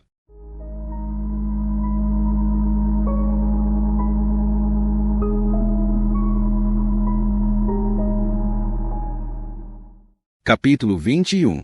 O almoço foi um tipo de pizza mexicana petrificada, que combinava bem com uma segunda-feira, se você quer saber. Eu também me sentia como uma pizza petrificada na maioria das segundas-feiras, sendo forçada a sair do pequeno casulo de felicidade que era meu quarto e tendo de ir ao holofote do colégio Garvin. A não ser pelo sábado de manhã, meu final de semana tinha sido abençoadamente tranquilo. Mamãe e papai não estavam se falando por qualquer motivo e Frank estava em um retiro da igreja com um amigo. Não que nossa família frequentasse a igreja, um tema que a mídia levantou vez ou outra logo depois dos tiros no colégio, mas aparentemente havia 2 garotas que frequentavam a igreja de seu amigo, e Frank estava determinado a passar um tempo sozinho com uma delas. Verdade seja dita, se Frank pudesse colocar as mãos em uma garota no final de semana, ele não pensaria 2 vezes, fosse um retiro de igreja ou não, o que eu achava errado. Mas, seja como for, tentar ficar com uma garota no retiro poupava de aguentar a guerra fria de mamãe e papai em casa. Eu consegui aguentar isso muito bem ficando no meu quarto. Meus pais nem esperavam outra coisa de mim. Nem mesmo me chamaram para descer na hora do jantar. Eu descia silenciosamente quando achava que todos estavam fazendo outra coisa, pegava algo na geladeira e levava de volta ao quarto, como se fosse um coati com os restos que pegou em uma lata de lixo. Uma vez, num sábado à noite, desci até a cozinha depois de ouvir a porta da frente se fechar e encontrei meu pai à mesa, inclinado sobre uma tigela de cereais. Exclamei. Achei que vocês tinham saído. Sua mãe foi a um grupo de apoio ou coisa parecida, respondeu sem tirar os olhos da tigela. Não tem nada para comer nesta droga de casa, comentou, a não ser que vocês gostem de cereal. Olhei dentro da geladeira. Ele tinha razão. A não ser por uma embalagem de leite, um pouco de ketchup, uma pequena tigela com o resto de uma salada de feijão e meia dúzia de ovos, não havia muito mais para comer. Cereal está bom, resolvi, puxando uma caixa do fundo da geladeira. Essa droga está murcha, informou o papai. Olhei para ele. Seus olhos pareciam ter sido contornados com lápis vermelho. Seu rosto estava barbado. Suas mãos pareciam ásperas e trêmulas e percebi que fazia tanto tempo que não olhava para meu pai que nem tinha percebido quanto ele havia envelhecido ultimamente. Parecia velho. Gasto. Cereal está bom, Repeti, com mais delicadeza, dessa vez pegando uma tigela no armário. Coloquei o cereal na tigela e adicionei leite. Papai comia em silêncio. Quando eu estava saindo da cozinha, ele disse, tudo está murcho nesta droga de casa. Parei. Estava com o pé no primeiro degrau. Você e a mamãe brigaram de novo. O que você quer dizer com isso? Reagiu ele. Você quer que eu peça uma pizza ou algo parecido? Para o jantar, quer dizer... O que você quer dizer com isso? Repetiu ele. Parecia que tinha razão. Por isso voltei a subir a escada. Entrei no quarto e ouvi rádio enquanto comia o cereal. Ele tinha razão. Estava murcho, eu tinha jogado a pizza petrificada na bandeja e estava brincando com o viscoso coquetel de frutas enlatadas no quadrado ao lado dela, quando ouvi a voz do diretor Anderson sobre meus ombros. Você não está planejando comer no corredor, está? Perguntou ele. Sim, acho que estou, respondi, continuando o que estava fazendo. Gosto daquele corredor. Não era isso que eu esperava ouvir. Devo escalar um professor para a detenção de sábado. Voltei-me e olhei-o nos olhos, usando cada centímetro de determinação que me restava. Anderson nem se importou em compreender. Acho que sim. Stacey, que estava imediatamente à minha frente na fila, pegou sua bandeja e se mandou, correndo para uma mesa. Pude ver com o canto dos olhos ela dizer algo para Dulce, Mason e o resto do pessoal. Seus rostos se voltaram para mim. Dulce estava rindo. Não vou deixar você orquestrar outra tragédia nesta escola, mocinha, disse o diretor Anderson, ficando vermelho no pescoço, desde a gravata ao queixo. Então a medalha, a carta e todo aquele negócio de heroína e perdão era besteira. Pensei, há uma nova política escolar que não permite nenhum isolamento nesta escola. Qualquer um que for observado isolando-se do corpo estudantil será cuidadosamente examinado. Odeio dizer, mas em alguns casos extremos o aluno poderá ser expulso. Fui claro. Percebi que a fila estava passando ao meu redor e alguns garotos e garotas me encaravam. Alguns estavam sorrindo e sussurravam aos amigos algo sobre mim. Nunca orquestrei nada, respondi. E também não estou fazendo nada errado agora. Ele mordeu os lábios e olhou furiosamente para mim, o rubor subindo do queixo para as bochechas. Eu gostaria que você considerasse suas opções, disse ele, como um favor especial aos sobreviventes desta escola. Ele deixou a palavra sobreviventes cair em mim como uma bomba e funcionou. Fiquei abalada. Senti que ele falou a palavra com a voz muito alta e que todos ouviram. Ele se virou e saiu. Depois de um minuto, voltei-me para o coquetel de frutas. Peguei mais coquetel com mãos tremulas, apesar de repente, meu estômago parecer estar muito cheio. Paguei a comida e levei a bandeja para a parte principal da praça de alimentação. Senti que todos olhavam para mim, como um bando de coelhos pegos no meio da noite por um facho de luz da varanda. Mas olhei para frente, só para a frente, e fui indo em direção ao corredor. Pude ouvir Anderson dentro da cantina dizendo a alguns rapazes onde as batatas fritas deveriam ficar e onde não deveriam. E preparei-me para enfrentar outra discussão ao ouvir passos vindos em minha direção. Tem certeza que quer fazer isso? Perguntou enquanto eu me sentava no chão, equilibrando cuidadosamente minha bandeja no colo. Abri a boca para responder, mas fui interrompida por uma movimentação no corredor. Jessica Campbell, com sua bandeja de almoço, passou pelo diretor Anderson e sentou-se no chão ao meu lado. Sua bandeja fez um barulho ao raspar no tecido da mochila, quando ela a tirou das costas. Olá, diretor Anderson, disse com vivacidade. Desculpe o atraso. Jéssica, disse ele, fazendo uma afirmação que parecia ser uma pergunta. O que você está fazendo? Ela sacudiu sua embalagem de leite e abriu-a, almoçando com a Valerie. Respondeu. Temos algumas coisas do Conselho de Estudantil para discutir. Achei que aqui é o melhor lugar para conversar, sem sermos interrompidas. O barulho está muito alto lá dentro. Não consigo ouvir nem meus pensamentos. O diretor Anderson parecia querer esmurrar alguma coisa. Ele ficou de pé ali por um minuto, fingiu que alguma coisa preocupante estava acontecendo na praça de alimentação e saiu apressadamente para acabar com o problema. Jéssica sorriu baixinho depois que ele saiu. O que você está fazendo? Perguntei. Almoçando, respondeu ela, dando urna mordida na pizza. Fez uma careta. Nossa, esta petrificada. Sorri apesar de tudo. Peguei minha pizza e dei uma mordida. Comemos em silêncio, uma ao lado da outra. Obrigada, agradeci com a boca cheia de pizza. Ele está procurando qualquer motivo para me expulsar. Jéssica balançou a mão. Anderson é um bundão, disse ela e riu quando abri meu caderno e desenhei uma bunda de terno e gravata.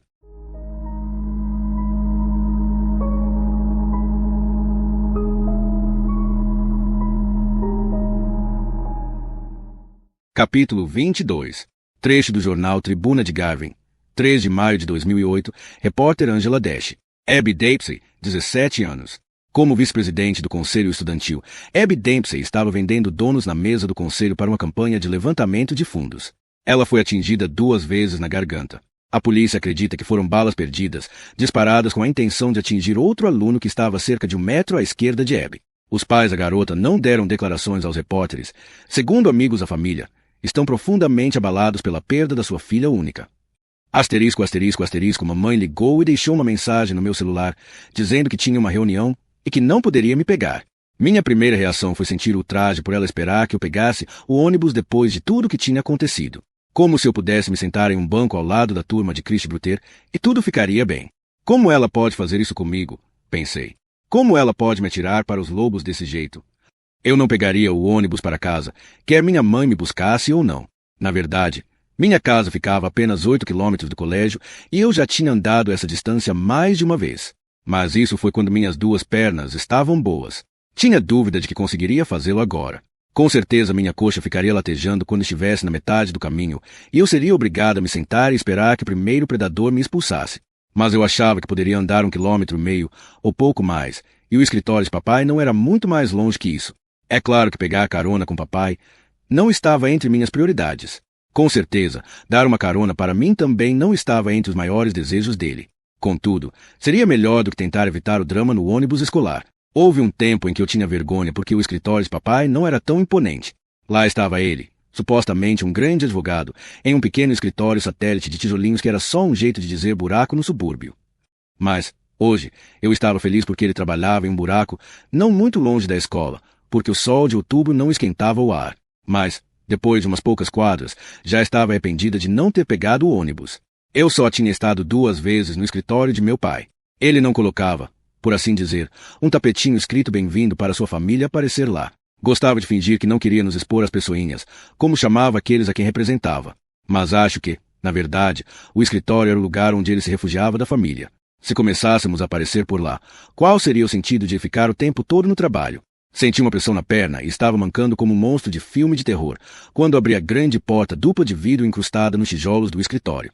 Fiquei feliz por ter conseguido chegar. O ar quente me cercou e fiquei na entrada friccionando a coxa 1 minuto antes de entrar no escritório. Senti cheiro de pipoca flutuando no ar e uma pontada de fome me apertou por dentro. Segui o cheiro através do vestíbulo e virei no canto, entrando na sala de espera. A secretária de papai piscou atrás da mesa ao me ver. Não me lembrava o seu nome. Eu a tinha visto uma única vez, em algum piquenique familiar que a matriz da firma de papai tinha promovido 1 ou 2 verões antes, e achei que ela se chamava Britney ou Brenna ou algum outro nome jovem da moda desse tipo. Mas me lembrava, com certeza, que tinha 24 anos, o cabelo liso e brilhante cor de cacau mais incrível que eu já vi, que lhe descia pelas costas como a capa de um super-herói. Seus olhos eram grandes, brilhavam lentamente e abrigavam enormes pupilas confiantes, contornadas por uma cor que a melhor forma que posso descrever é verde primavera. Lembro-me dela, bela e tímida, rindo por mais tempo do que qualquer pessoa das estúpidas piadas caretas de papai. Oh! Exclamou, suas faces ruborizando. Valerie! Foi uma afirmação. Ela não sorriu. Engoliu em seco como fazem nos filmes. Imaginei-a colocando o dedo sobre o botão vermelho debaixo da mesa, para soar o alarme caso eu puxasse uma arma ou coisa parecida. Oi, cumprimentei. Meu pai está? Preciso de uma carona. Ela empurrou a cadeira com rodinhas, afastando-se da mesa. Ele está em uma telecom, começou a dizer, mas não pôde concluir porque a porta do escritório de papai se abriu naquele momento. Querida, você pode pegar a pasta do caso, Santosh? Disse-lhe com o nariz enfiado em uma pilha de papéis, lendo-os. Andou ao redor da mesa e passou por trás da cadeira de Britney Brenna. Ela permaneceu imóvel, a não ser pelo rubor que coloriu seu rosto. Quando passou por ela, a mão de papai pousou com familiaridade em seu ombro, pressionando suavemente, um gesto que eu não vi ele fazer em mamãe há uma eternidade. Britney Brenna baixou a cabeça e fechou os olhos. Qual o problema, docinho? Você parece tensa, começou a dizer, finalmente erguendo os olhos, que pararam em mim. Sua mão pulou do ombro de Britney Brenna para os papéis que levava. O gesto foi sutil. Quase passou despercebido, tanto que me perguntei se tinha mesmo visto o que vi. Poderia ter achado que imaginei aquilo, se meus olhos não tivessem pousado, não acidentalmente, no rosto de Britney Brenna, que parecia estar quase molhado de tão vermelho. Seu olhar estava fixo na mesa diante dela. Parecia envergonhada. Valerie, disse papai, o que você está fazendo aqui? Tirei os olhos de Britney Brenna. Preciso de uma carona, respondi. Ao menos acho que respondi. Não tenho certeza absoluta porque meus lábios estavam amortecidos. Britney Brenna murmurou alguma coisa e correu para o banheiro. Adivinhei que ela não iria sair de lá até eu ter ido embora. Mamãe. Mamãe tinha uma reunião. Fez papai. Será que eu estava vendo coisas ou ele também estava ficando vermelho? Ah, claro. Certo. Espere um minuto. Ele entrou rapidamente no escritório e ouviu o barulho de coisas sendo mexidas, gavetas sendo fechadas, chaves tilintando. Fiquei plantada onde estava, começando a achar que tinha imaginado aquela coisa toda. Está pronta? Perguntou papai. Preciso voltar. Por isso, vamos. Era tudo trabalho. Era o jeito de papai. Não esperava nada menos que isso. Ele abriu a porta, mas não consegui sair do lugar. É por isso que você e a mamãe se odeiam. Eu quis saber. Ele pareceu ter pensado em fingir que não sabia do que eu estava falando. Inclinou a cabeça para o lado e deixou a porta fechar.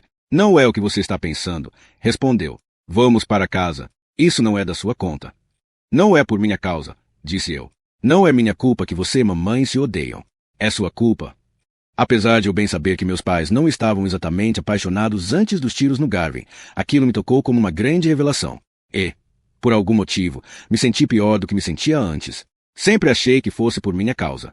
Que quando eu me fosse de casa, eles se apaixonariam e seriam felizes novamente. Agora, com o lindo rosto ruborizado de Britney e Brenna na parada, papai e mamãe nunca mais se apaixonariam. De repente, todas aquelas brigas que tiveram ao longo dos anos não pareciam mais poder ser revertidas. De repente, entendi porque me apeguei a Nick como um salva-vidas. Ele não apenas compreendia as famílias-problema, como compreendia famílias-problema que nunca seriam felizes novamente. Deve ter havido uma parte em mim que sempre soube. Valerie, deixa para lá. Esse tempo todo eu fiquei me culpando por fazer você e mamãe se odiarem e você estava tendo um caso com sua secretária. Meu Deus, como sou idiota. Não. Suspirou ele e colocou a mão na testa. Eu e sua mãe não nos odiamos. Você não sabe nada sobre minha relação com sua mãe. Não é problema seu. Então está tudo bem? Perguntei, fazendo um gesto em direção ao banheiro. Está tudo bem. Ele provavelmente achou, devido ao contexto da conversa, que eu me referia ao que estava acontecendo entre ele e Britney Brenna. Mas o que eu queria dizer é que ele estava mentindo. Estava mentindo sobre quem era, como eu tinha feito. E tudo estava bem. Mas não parecia certo. E eu pensei em como, por conta de tudo que aconteceu, ele não conseguia ver porque não é certo mentir sobre quem você é. Por favor, Valerie, deixe-me levar você para casa. Tenho trabalho a fazer. Mamãe sabe. Ele fechou os olhos. Ela tem uma ideia. Mas, não, eu não contei para ela, se é isso que você quer dizer. E eu agradeceria muito se você não fosse contar a ela. Porque, na verdade, você não sabe de nada. Preciso ir, disse eu, passando por ele e saindo pela porta. Foi bem melhor sentir o ar frio da rua do que aquele ar quente de quando entrei. Fiquei tentando ouvi-lo enquanto ia pela calçada, pelo mesmo caminho que viera. Esperei que ele saísse na janela e gritasse. Pare, Valerie. Você entendeu tudo errado. Valerie, amo sua mãe, Valerie, e a sua carona, Valerie. Mas ele não fez nada disso.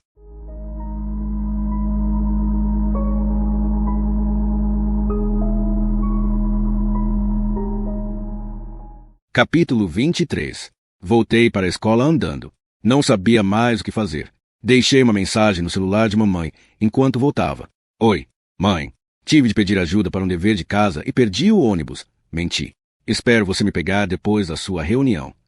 Quando cheguei ao colégio, entrei e larguei minhas coisas ao lado da vitrine gigante que assombra os visitantes com brilhantes taças de futebol americano e atletismo e enormes ampliações de fotos de treinadores que há muito tempo tinham saído da escola.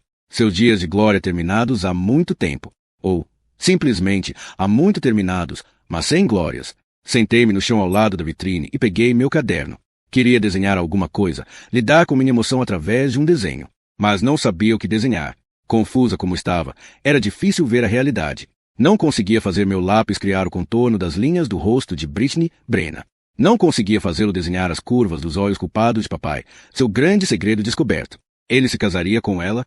Teriam filhos? Não conseguia imaginar meu pai segurando um bebê de rosto rosado, imitando a vozinha do bebê, dizendo que o ama, levando-o aos jogos de beisebol, vivendo uma vida que ele, provavelmente, considerava sua verdadeira vida, aquela que ele merecia, no lugar daquela que tinha. Coloquei a ponta do lápis no papel e comecei a desenhar.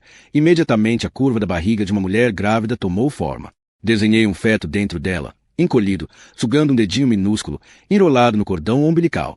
Então, desenhei uma linha curva idêntica, do lado oposto. Uma lágrima correndo por um nariz afilado. Os olhos de minha mãe. Uma linha de fúria entre eles. Outra lágrima, pendurada num cílio, meu nome escrito nela. Ao longe, ouvi o barulho de um armário fechando e passos se aproximando. Fechei meu caderno e fingi estar olhando distraidamente através da entrada do colégio. Meus dedos se fecharam ao redor do caderno, que antes tinha sido como óculos mágicos. Ele me permitia representar o mundo como realmente era, mas, agora, parecia ser um segredo vergonhoso. Ei, e aí? Jéssica Campbell vinha em minha direção. Oi, respondi. Jéssica parou na minha frente e colocou a mochila no chão. Olhou pela porta de entrada. Suspirou e se sentou com as pernas ao lado da mochila, a menos de 1 metro de mim. Estou esperando a Megan, disse ela, como se estivesse se justificando por sentar-se ao meu lado sem ser para me salvar de Anderson. Ela recomeçou a fazer alemão. Eu disse que daria uma carona a ela. Ela pigarreou sem jeito. Quer uma carona? Posso levar você também. Se puder esperar a Megan. Ela não deve demorar muito. Balancei a cabeça. Minha mãe está vindo, respondi. Deve chegar logo, e acrescentei. Obrigada. De nada, resmungou e pigarreou de novo. Outro barulho de armário sendo fechado no hall de ciências, e nossas cabeças viraram na direção do som de 2 garotos conversando. Suas vozes foram sumindo e ouvimos uma porta se fechando, cortando a conversa completamente. Você vem à reunião do Conselho Estudantil amanhã? Perguntou Jéssica. Vamos ver os avanços do projeto memorial. Ah! Exclamei. Achei que a reunião era só uma vez. Achei. Bom, eu meio que larguei vocês da última vez. Ei! Sabe, achei que precisava ser eleita para participar do Conselho Estudantil. Algo me diz que poucas pessoas votariam em mim. Ela fez uma cara engraçada e deu uma risadinha nervosa. Provavelmente não, comentou. Mas eu estou dizendo que está tudo bem. Todo mundo entende que você vai ser uma parte do projeto. É legal. Levantei uma sobrancelha e lancei-lhe um olhar duvido. Ela riu de novo, dessa vez mais relaxadamente e por mais tempo. O que foi? É sim. Não pude evitar. Ri também. Logo, estávamos as duas tendo um ataque de riso, apoiando as cabeças contra a parede de tijolos atrás de nós, a tensão cedendo. Olha, disse eu, estudando grafite no fundo da vitrine, acima da minha cabeça. Agradeço o que você está fazendo por mim, mas não quero que as pessoas comecem a sair do conselho estudantil por minha causa. Nem todos estão contra você. Algumas pessoas acharam a ideia ótima desde o começo. Tipo a Megan, aposto, brinquei. Ela quer ser minha melhor amiga, sabe? Amanhã a gente vão se vestir igual, que nem irmãzinhas. Olhamos uma para a outra por um momento e rimos novamente. Não exatamente, disse Jéssica, mas ela acabou concordando. Posso ser muito persuasiva, admitiu ela, dando um sorrisinho malévolo e arqueando as sobrancelhas. Sério, não se preocupe com Megan. Ela vai ficar numa boa com isso. A gente precisa que você participe. Você é inteligente e muito criativa. Precisamos disso. Por favor. Uma porta se abriu no final do corredor e Megan apareceu. Jéssica pegou sua mochila e o casaco. Encolheu os ombros. Você não atirou em ninguém, disse. Eles não têm nenhum motivo para odiá-la. É o que tenho falado o tempo todo, afirmou, levantando-se e colocando a mochila nas costas. Vejo você amanhã. Então. Certo, respondi. Ela começou a andar em direção a Megan. De repente, lembrei-me de uma coisa. O que o detetive Panzella tinha dito sobre a garota que ajudou a me inocentar? Ela é loira. Alta. Do último ano. Ficava repetindo. Ela não atirou em mim. Jéssica. Chamei. Ela se virou. Obrigada. De nada, respondeu ela. Esteja lá amanhã, certo? Alguns minutos depois, mamãe encostou o carro em frente à escola e buzinou. Corri para o carro e entrei. Estava brava. Não acredito que você perdeu o ônibus, disse ela. Reconheci aquele tom de voz, o de quando está frustrada e irritada. O tom de voz com que ele quase sempre está quando chega em casa do trabalho. Desculpe, respondi. Precisei de ajuda com o trabalho.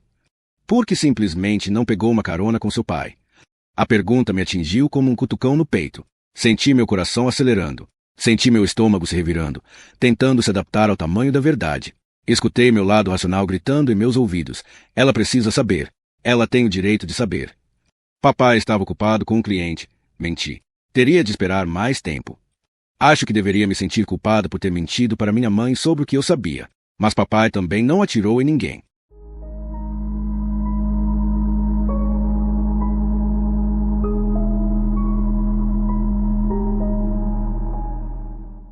Capítulo 24. No sábado seguinte, implorei a mamãe para me levar ao estúdio de B depois da nossa sessão com o Dr. Yeller. Não sei, Valerie, disse mamãe, uma ruga entre as sobrancelhas. Aula de arte? Nem ouvi falar dessa mulher. Nem sabia que tinha um estúdio de arte lá. Tem certeza de que é seguro? Revirei os olhos. Mamãe estava de mau humor há dias. Quase parecia que quanto mais eu tentava continuar com minha vida, menos ela confiava em mim. Sim, claro que é seguro. Ela é só uma artista, mãe. Puxa, você não vai me deixar fazer isso. Por que não faz compras na loja de conveniência enquanto eu estou lá? Não sei. Por favor, mãe. Você está sempre dizendo que quer que eu faça alguma coisa normal.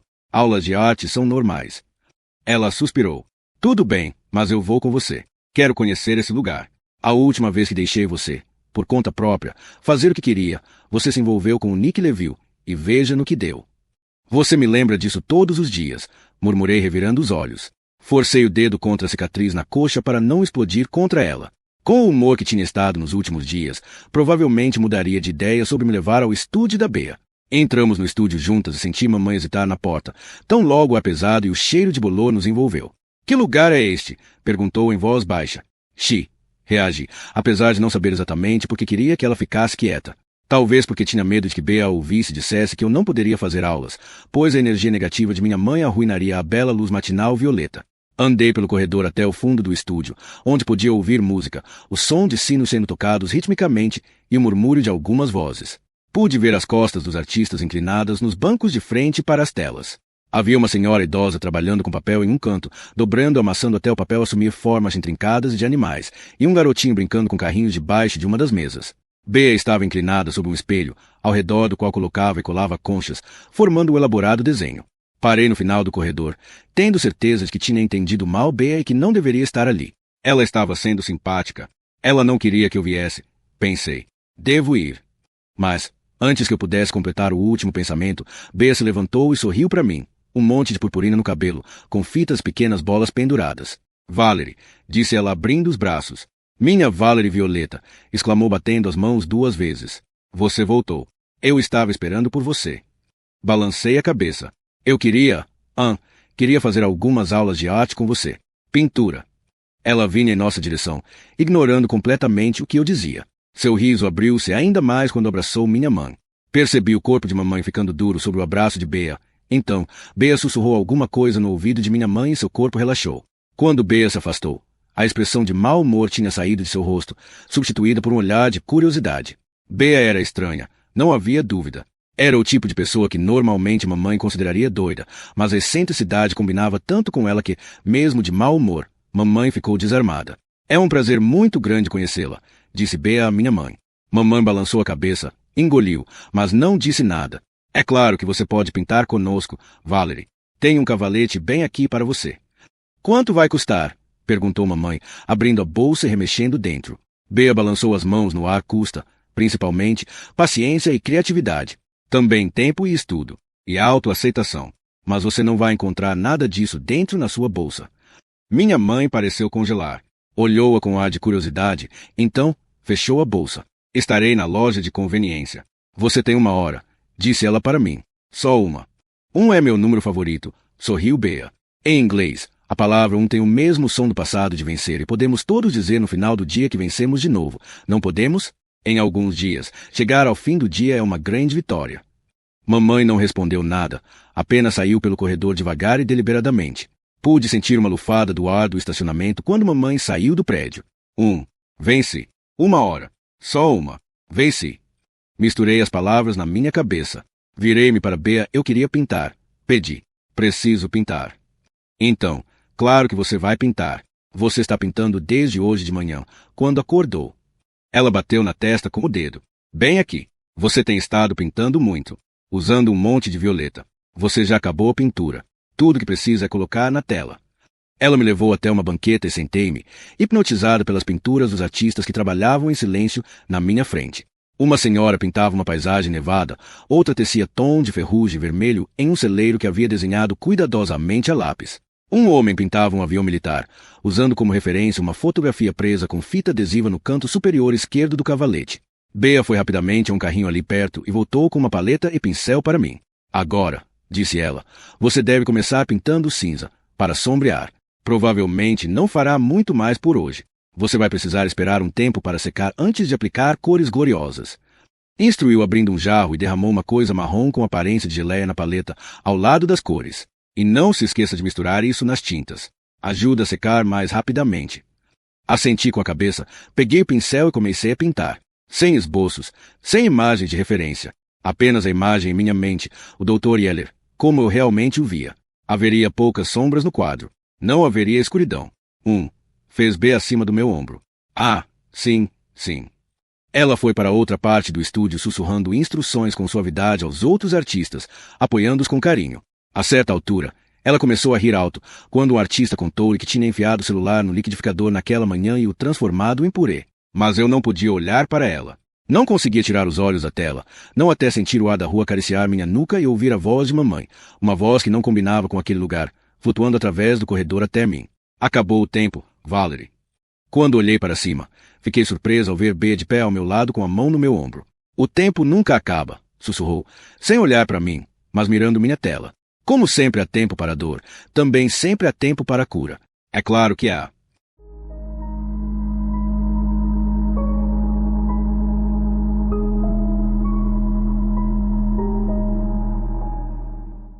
Capítulo 25. Tinha acabado de entrar no hall de ciências quando Megan gritou meu nome e correu atrás de mim. Andei mais devagar, olhando preocupada na direção da sala da Sra. Stone, onde a reunião do conselho estudantil começaria em alguns minutos, e, relutantemente, parei. Ei, Valerie, espere, gritou Megan, seu cabelo balançando enquanto corria até mim. Quero falar com você. Normalmente, eu teria continuado caminhando. Megan tinha deixado bem claro que me julgava responsável pelo que tinha acontecido e eu achava que qualquer coisa que ela tivesse para me dizer não seria boa. Mas eu não tinha nenhum lugar para onde ir.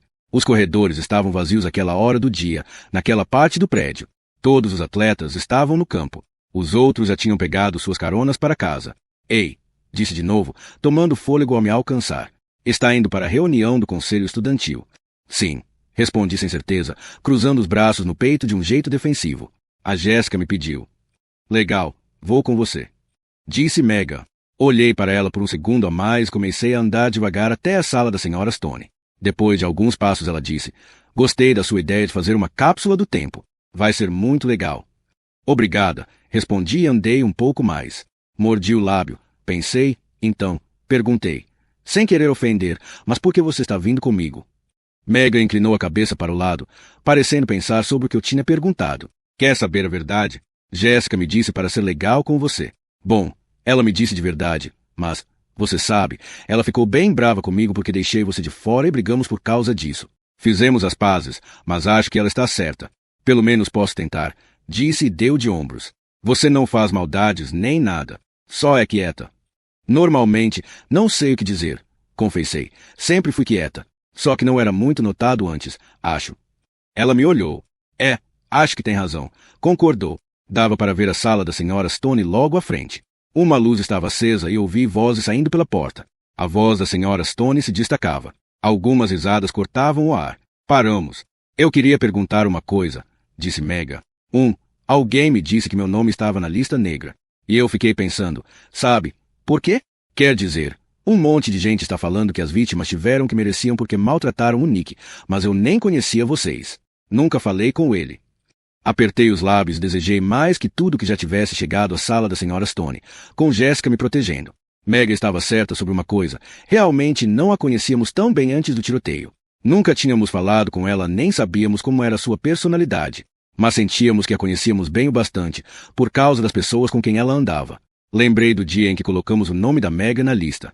Nick e eu estávamos almoçando quando Chris Summer e seus amigos patetas passaram por nossa mesa, como se fossem donos da praça de alimentação, como sempre.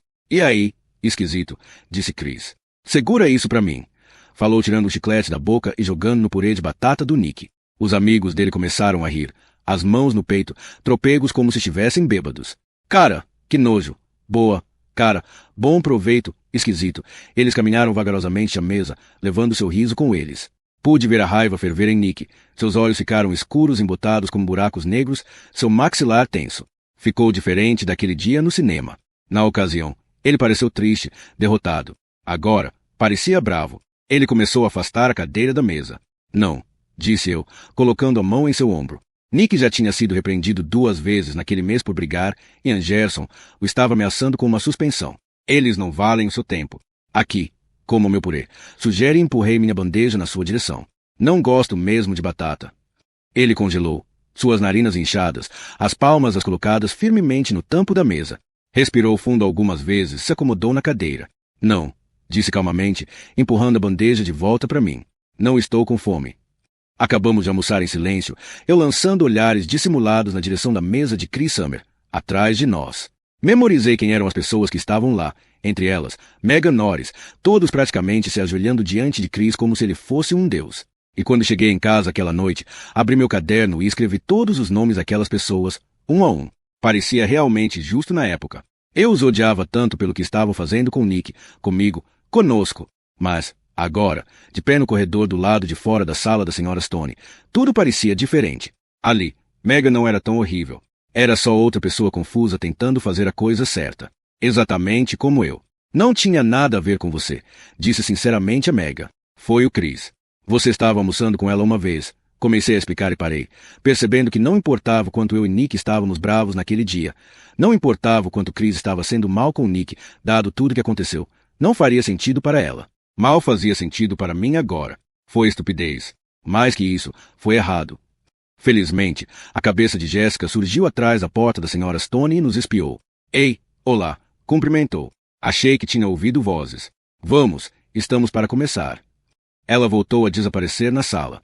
Megan e eu continuamos mais um pouco no corredor. Sem jeito. Bom, disse ela finalmente, acho que já não importa mais, certo? Perguntou e sorriu. Foi forçado, mas não falso. Reconheci seu esforço. Acho que não, respondi. Vamos. Se não entrarmos, a Jace vai começar a ter um chilique. Entramos na sala da Sra. Stone. Pela primeira vez, não me senti com vontade de sair correndo.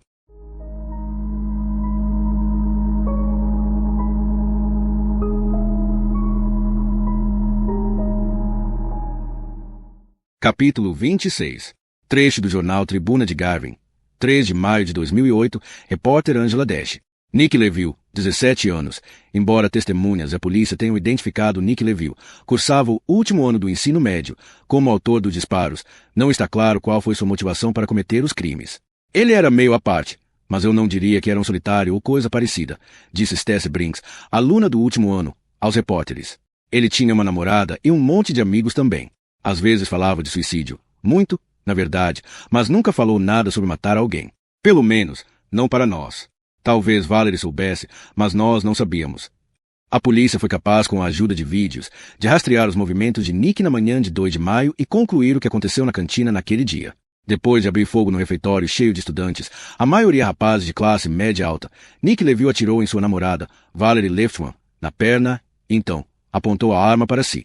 Partes do vídeo, que mostram o terrível fim de sua loucura, foram transmitidas online por alguns canais de notícias, levantando protestos da família Nick. Meu filho pode ser o autor dos disparos, mas também é a vítima, disse a mãe de Nick Leville aos repórteres. Que se danem estes tubarões da mídia que acham que algo assim não está abalando a minha família. Eles acham que não parte o nosso coração ver repetidas vezes nosso filho meter uma bala no cérebro. Entre lágrimas, o padrasto de Nick acrescentou. Nosso filho também está morto. Por favor, não se esqueçam disso. Não sei o que aconteceu, mas, de um jeito ou de outro, acabei me acostumando com a amizade de Jessica Campbell. O final do semestre chegou. Se o Dr. Yeller não tivesse ficado me olhando fixamente de um jeito estranho em uma de nossas sessões, eu talvez nunca tivesse percebido. Eu disse que você iria terminar o semestre na escola. Comemorou. Nossa, sou bom nisso. Não fique tão orgulhoso de si mesmo, provoquei. Ninguém disse que vou voltar depois das férias de final de ano. Como você sabe se eu não vou me transferir de escola? Mas, realmente, voltei depois das férias de final de ano. Quando, novamente, entrei pelas portas da escola, em janeiro, o nervosismo que senti era muito menor do que foi no primeiro dia de aula. As pessoas pareciam estar acostumadas à ideia de me ver pela escola, algo que parecia ter sido estimulado pelo fato de Jéssica e eu almoçarmos juntas todos os dias. E eu ainda ia às reuniões do conselho estudantil. Estava começando a participar mais, até mesmo ajudei a decorar a sala para o aniversário da Sra. Stone. Teríamos uma reunião especial, cerca de 5 minutos para trabalhar no projeto do memorial e o resto do tempo dedicado a comer bolo e dar os pêsames à Sra. Stone por ela ficar mais velha. Seria uma surpresa e trabalhamos rapidamente para terminar a decoração antes de ela voltar, pois, naquele mês, era ela responsável por fiscalizar os alunos que vinham e voltavam à escola de ônibus. Vou mesmo ao show do Justin Timberlake, contou Jéssica, de pé na cadeira. Ela se inclinou para a frente e a cadeira balançou sob seu peso. Ela oscilou um minuto, se equilibrou e se esticou ainda mais, ficando na ponta dos pés. Rasgou um pedaço de fita adesiva do rolo e colou a faixa azul que tinha na mão no tijolo da parede da escola. Você vai? Não. Minha mãe não vai deixar, respondeu Megan. Ela estava segurando a outra ponta da faixa. Jéssica jogou o rolo de fita adesiva para ela. Droga. Peguei. Torce-a do jeito que Megan tinha feito antes e dei a faixa a ela. Obrigada, disse. Ficou na ponta dos pés e fixou a faixa na parede. Enquanto fazia isso, Jéssica enchia um balão para colar no meio da faixa. Peguei um balão no saco sobre a mesa atrás de mim e também comecei a soprar. Atrás de mim, outros alunos colocavam um pano na mesa e o bolo. Josh correu até a cantina para pegar as bebidas que a mãe da Jéssica tinha trazido. Eu queria ir, disse Megan. Adoro o Justin Timberlake. Nossa, ele é muito gato, né? Comentou Jéssica. Megan deu um suspiro profundo. Minha mãe não me deixa ir a lugar nenhum hoje em dia. Ela está tão paranoica. Meu pai diz para deixar para lá. Mas agora ela está falando para eu fazer faculdade comunitária no ano que vem porque ela não suporta a ideia de eu ir fazer faculdade fora. Como se fosse ter outro tiroteio na escola ou coisa parecida. Ela precisa de terapia. Amarrei o balão que estava enchendo e peguei outro saco. Bom, papai conseguiu os ingressos para mim com um cara do trabalho, disse Jéssica. Ele chegou em casa e disse, Ei, Jace, você conhece esse cantos, Justin Timberland? Ele canta música country, contou ela, e nós rimos. E eu?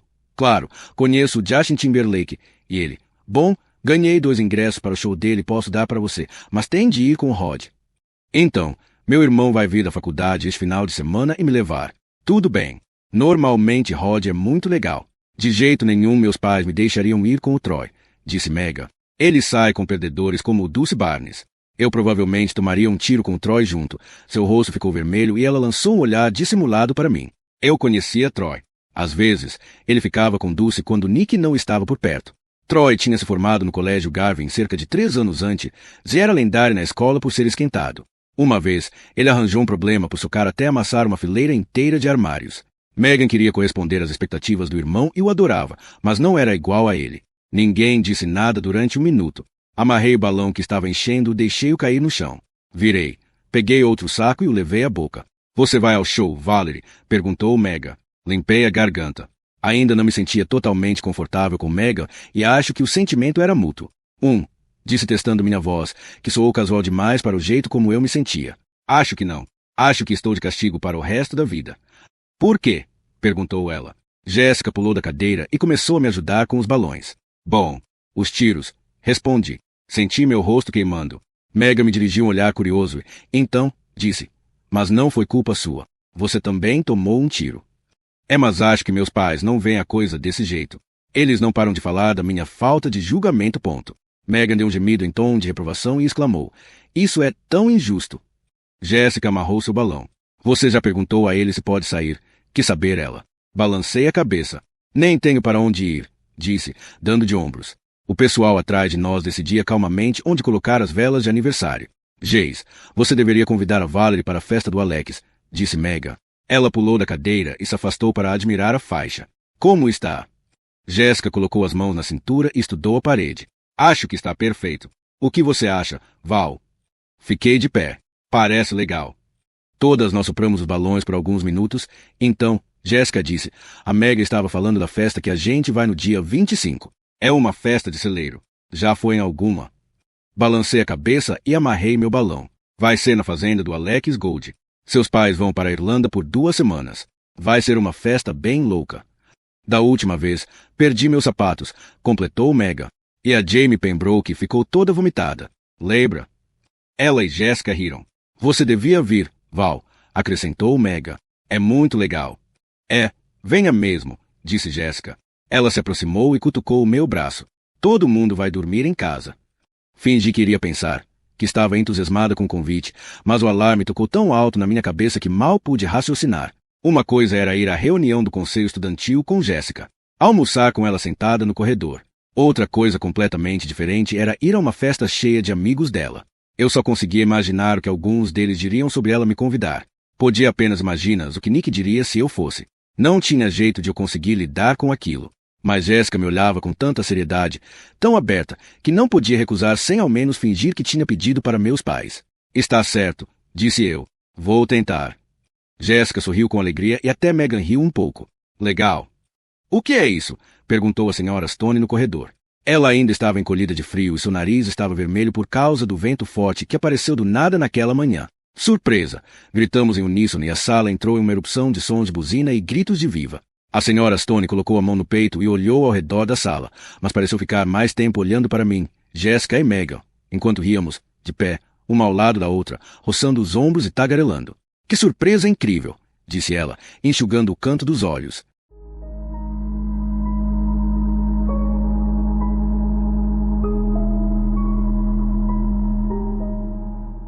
Capítulo 27. Sinto muito, meninas, mas vocês não podem mais sentar aqui, informou o diretor Anderson.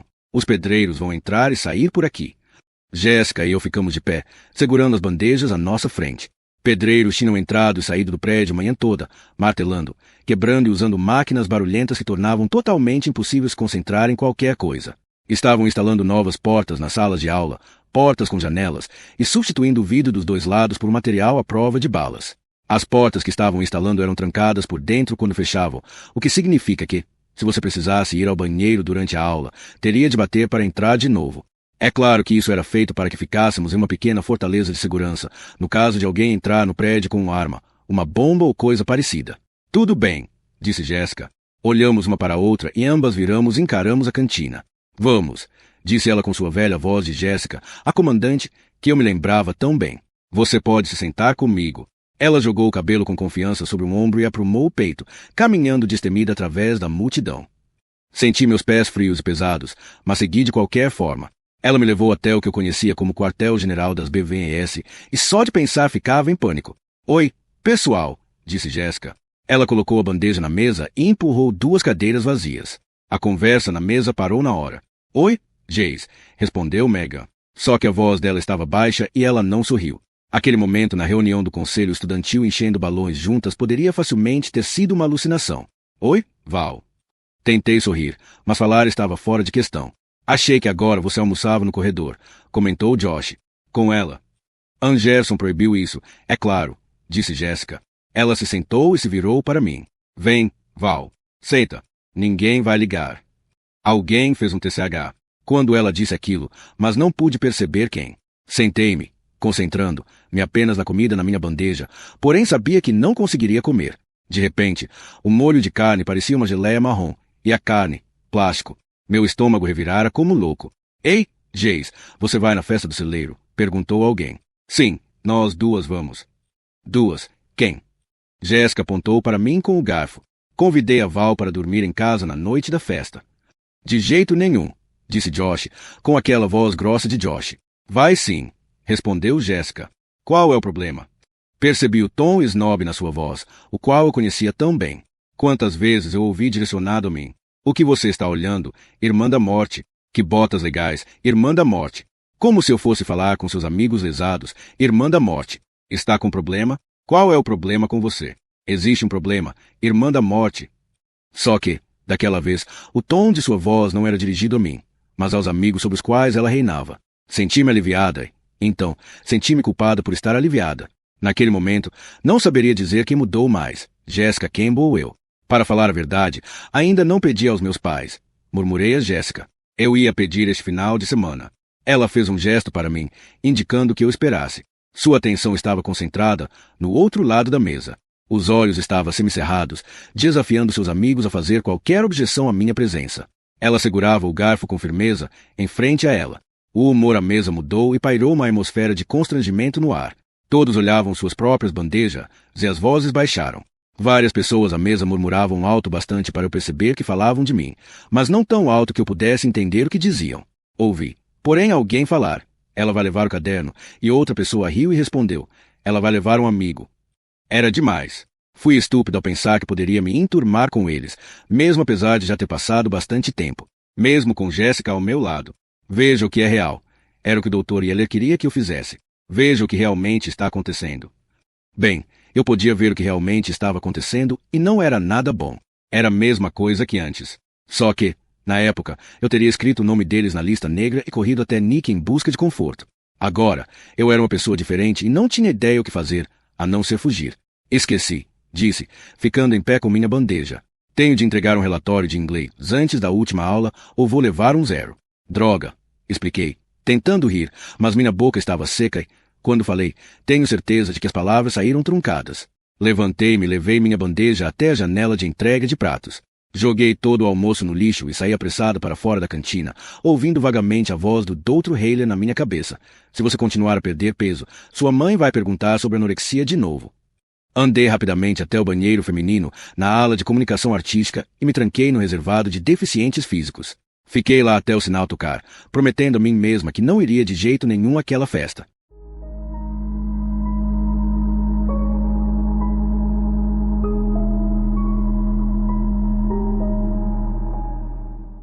Capítulo 28. Estava sentada na cama admirando o novo esmalte rosa-choque com o qual tinha pintado as unhas dos pés. Fazia tanto tempo que não pintava as unhas de rosa que duvidei que o esmalte ainda estivesse bom. Estava todo ressecado ao redor da tampa do vidro, separado em 2 camadas, rosa no fundo e transparente em cima. Parecia ter ficado duro. Então, pinguei algumas gotas de acetona no frasco e isso resolveu o problema. Normalmente, a cor que uso é preto, ou azul marinho. Às vezes, verde escuro ou amarelo cadáver. Mas há muito tempo era rosa. Tudo era rosa. Acho que me queimei e fiquei cor de rosa. E, depois, me queimei mais ainda fiquei preta. Não estou certa.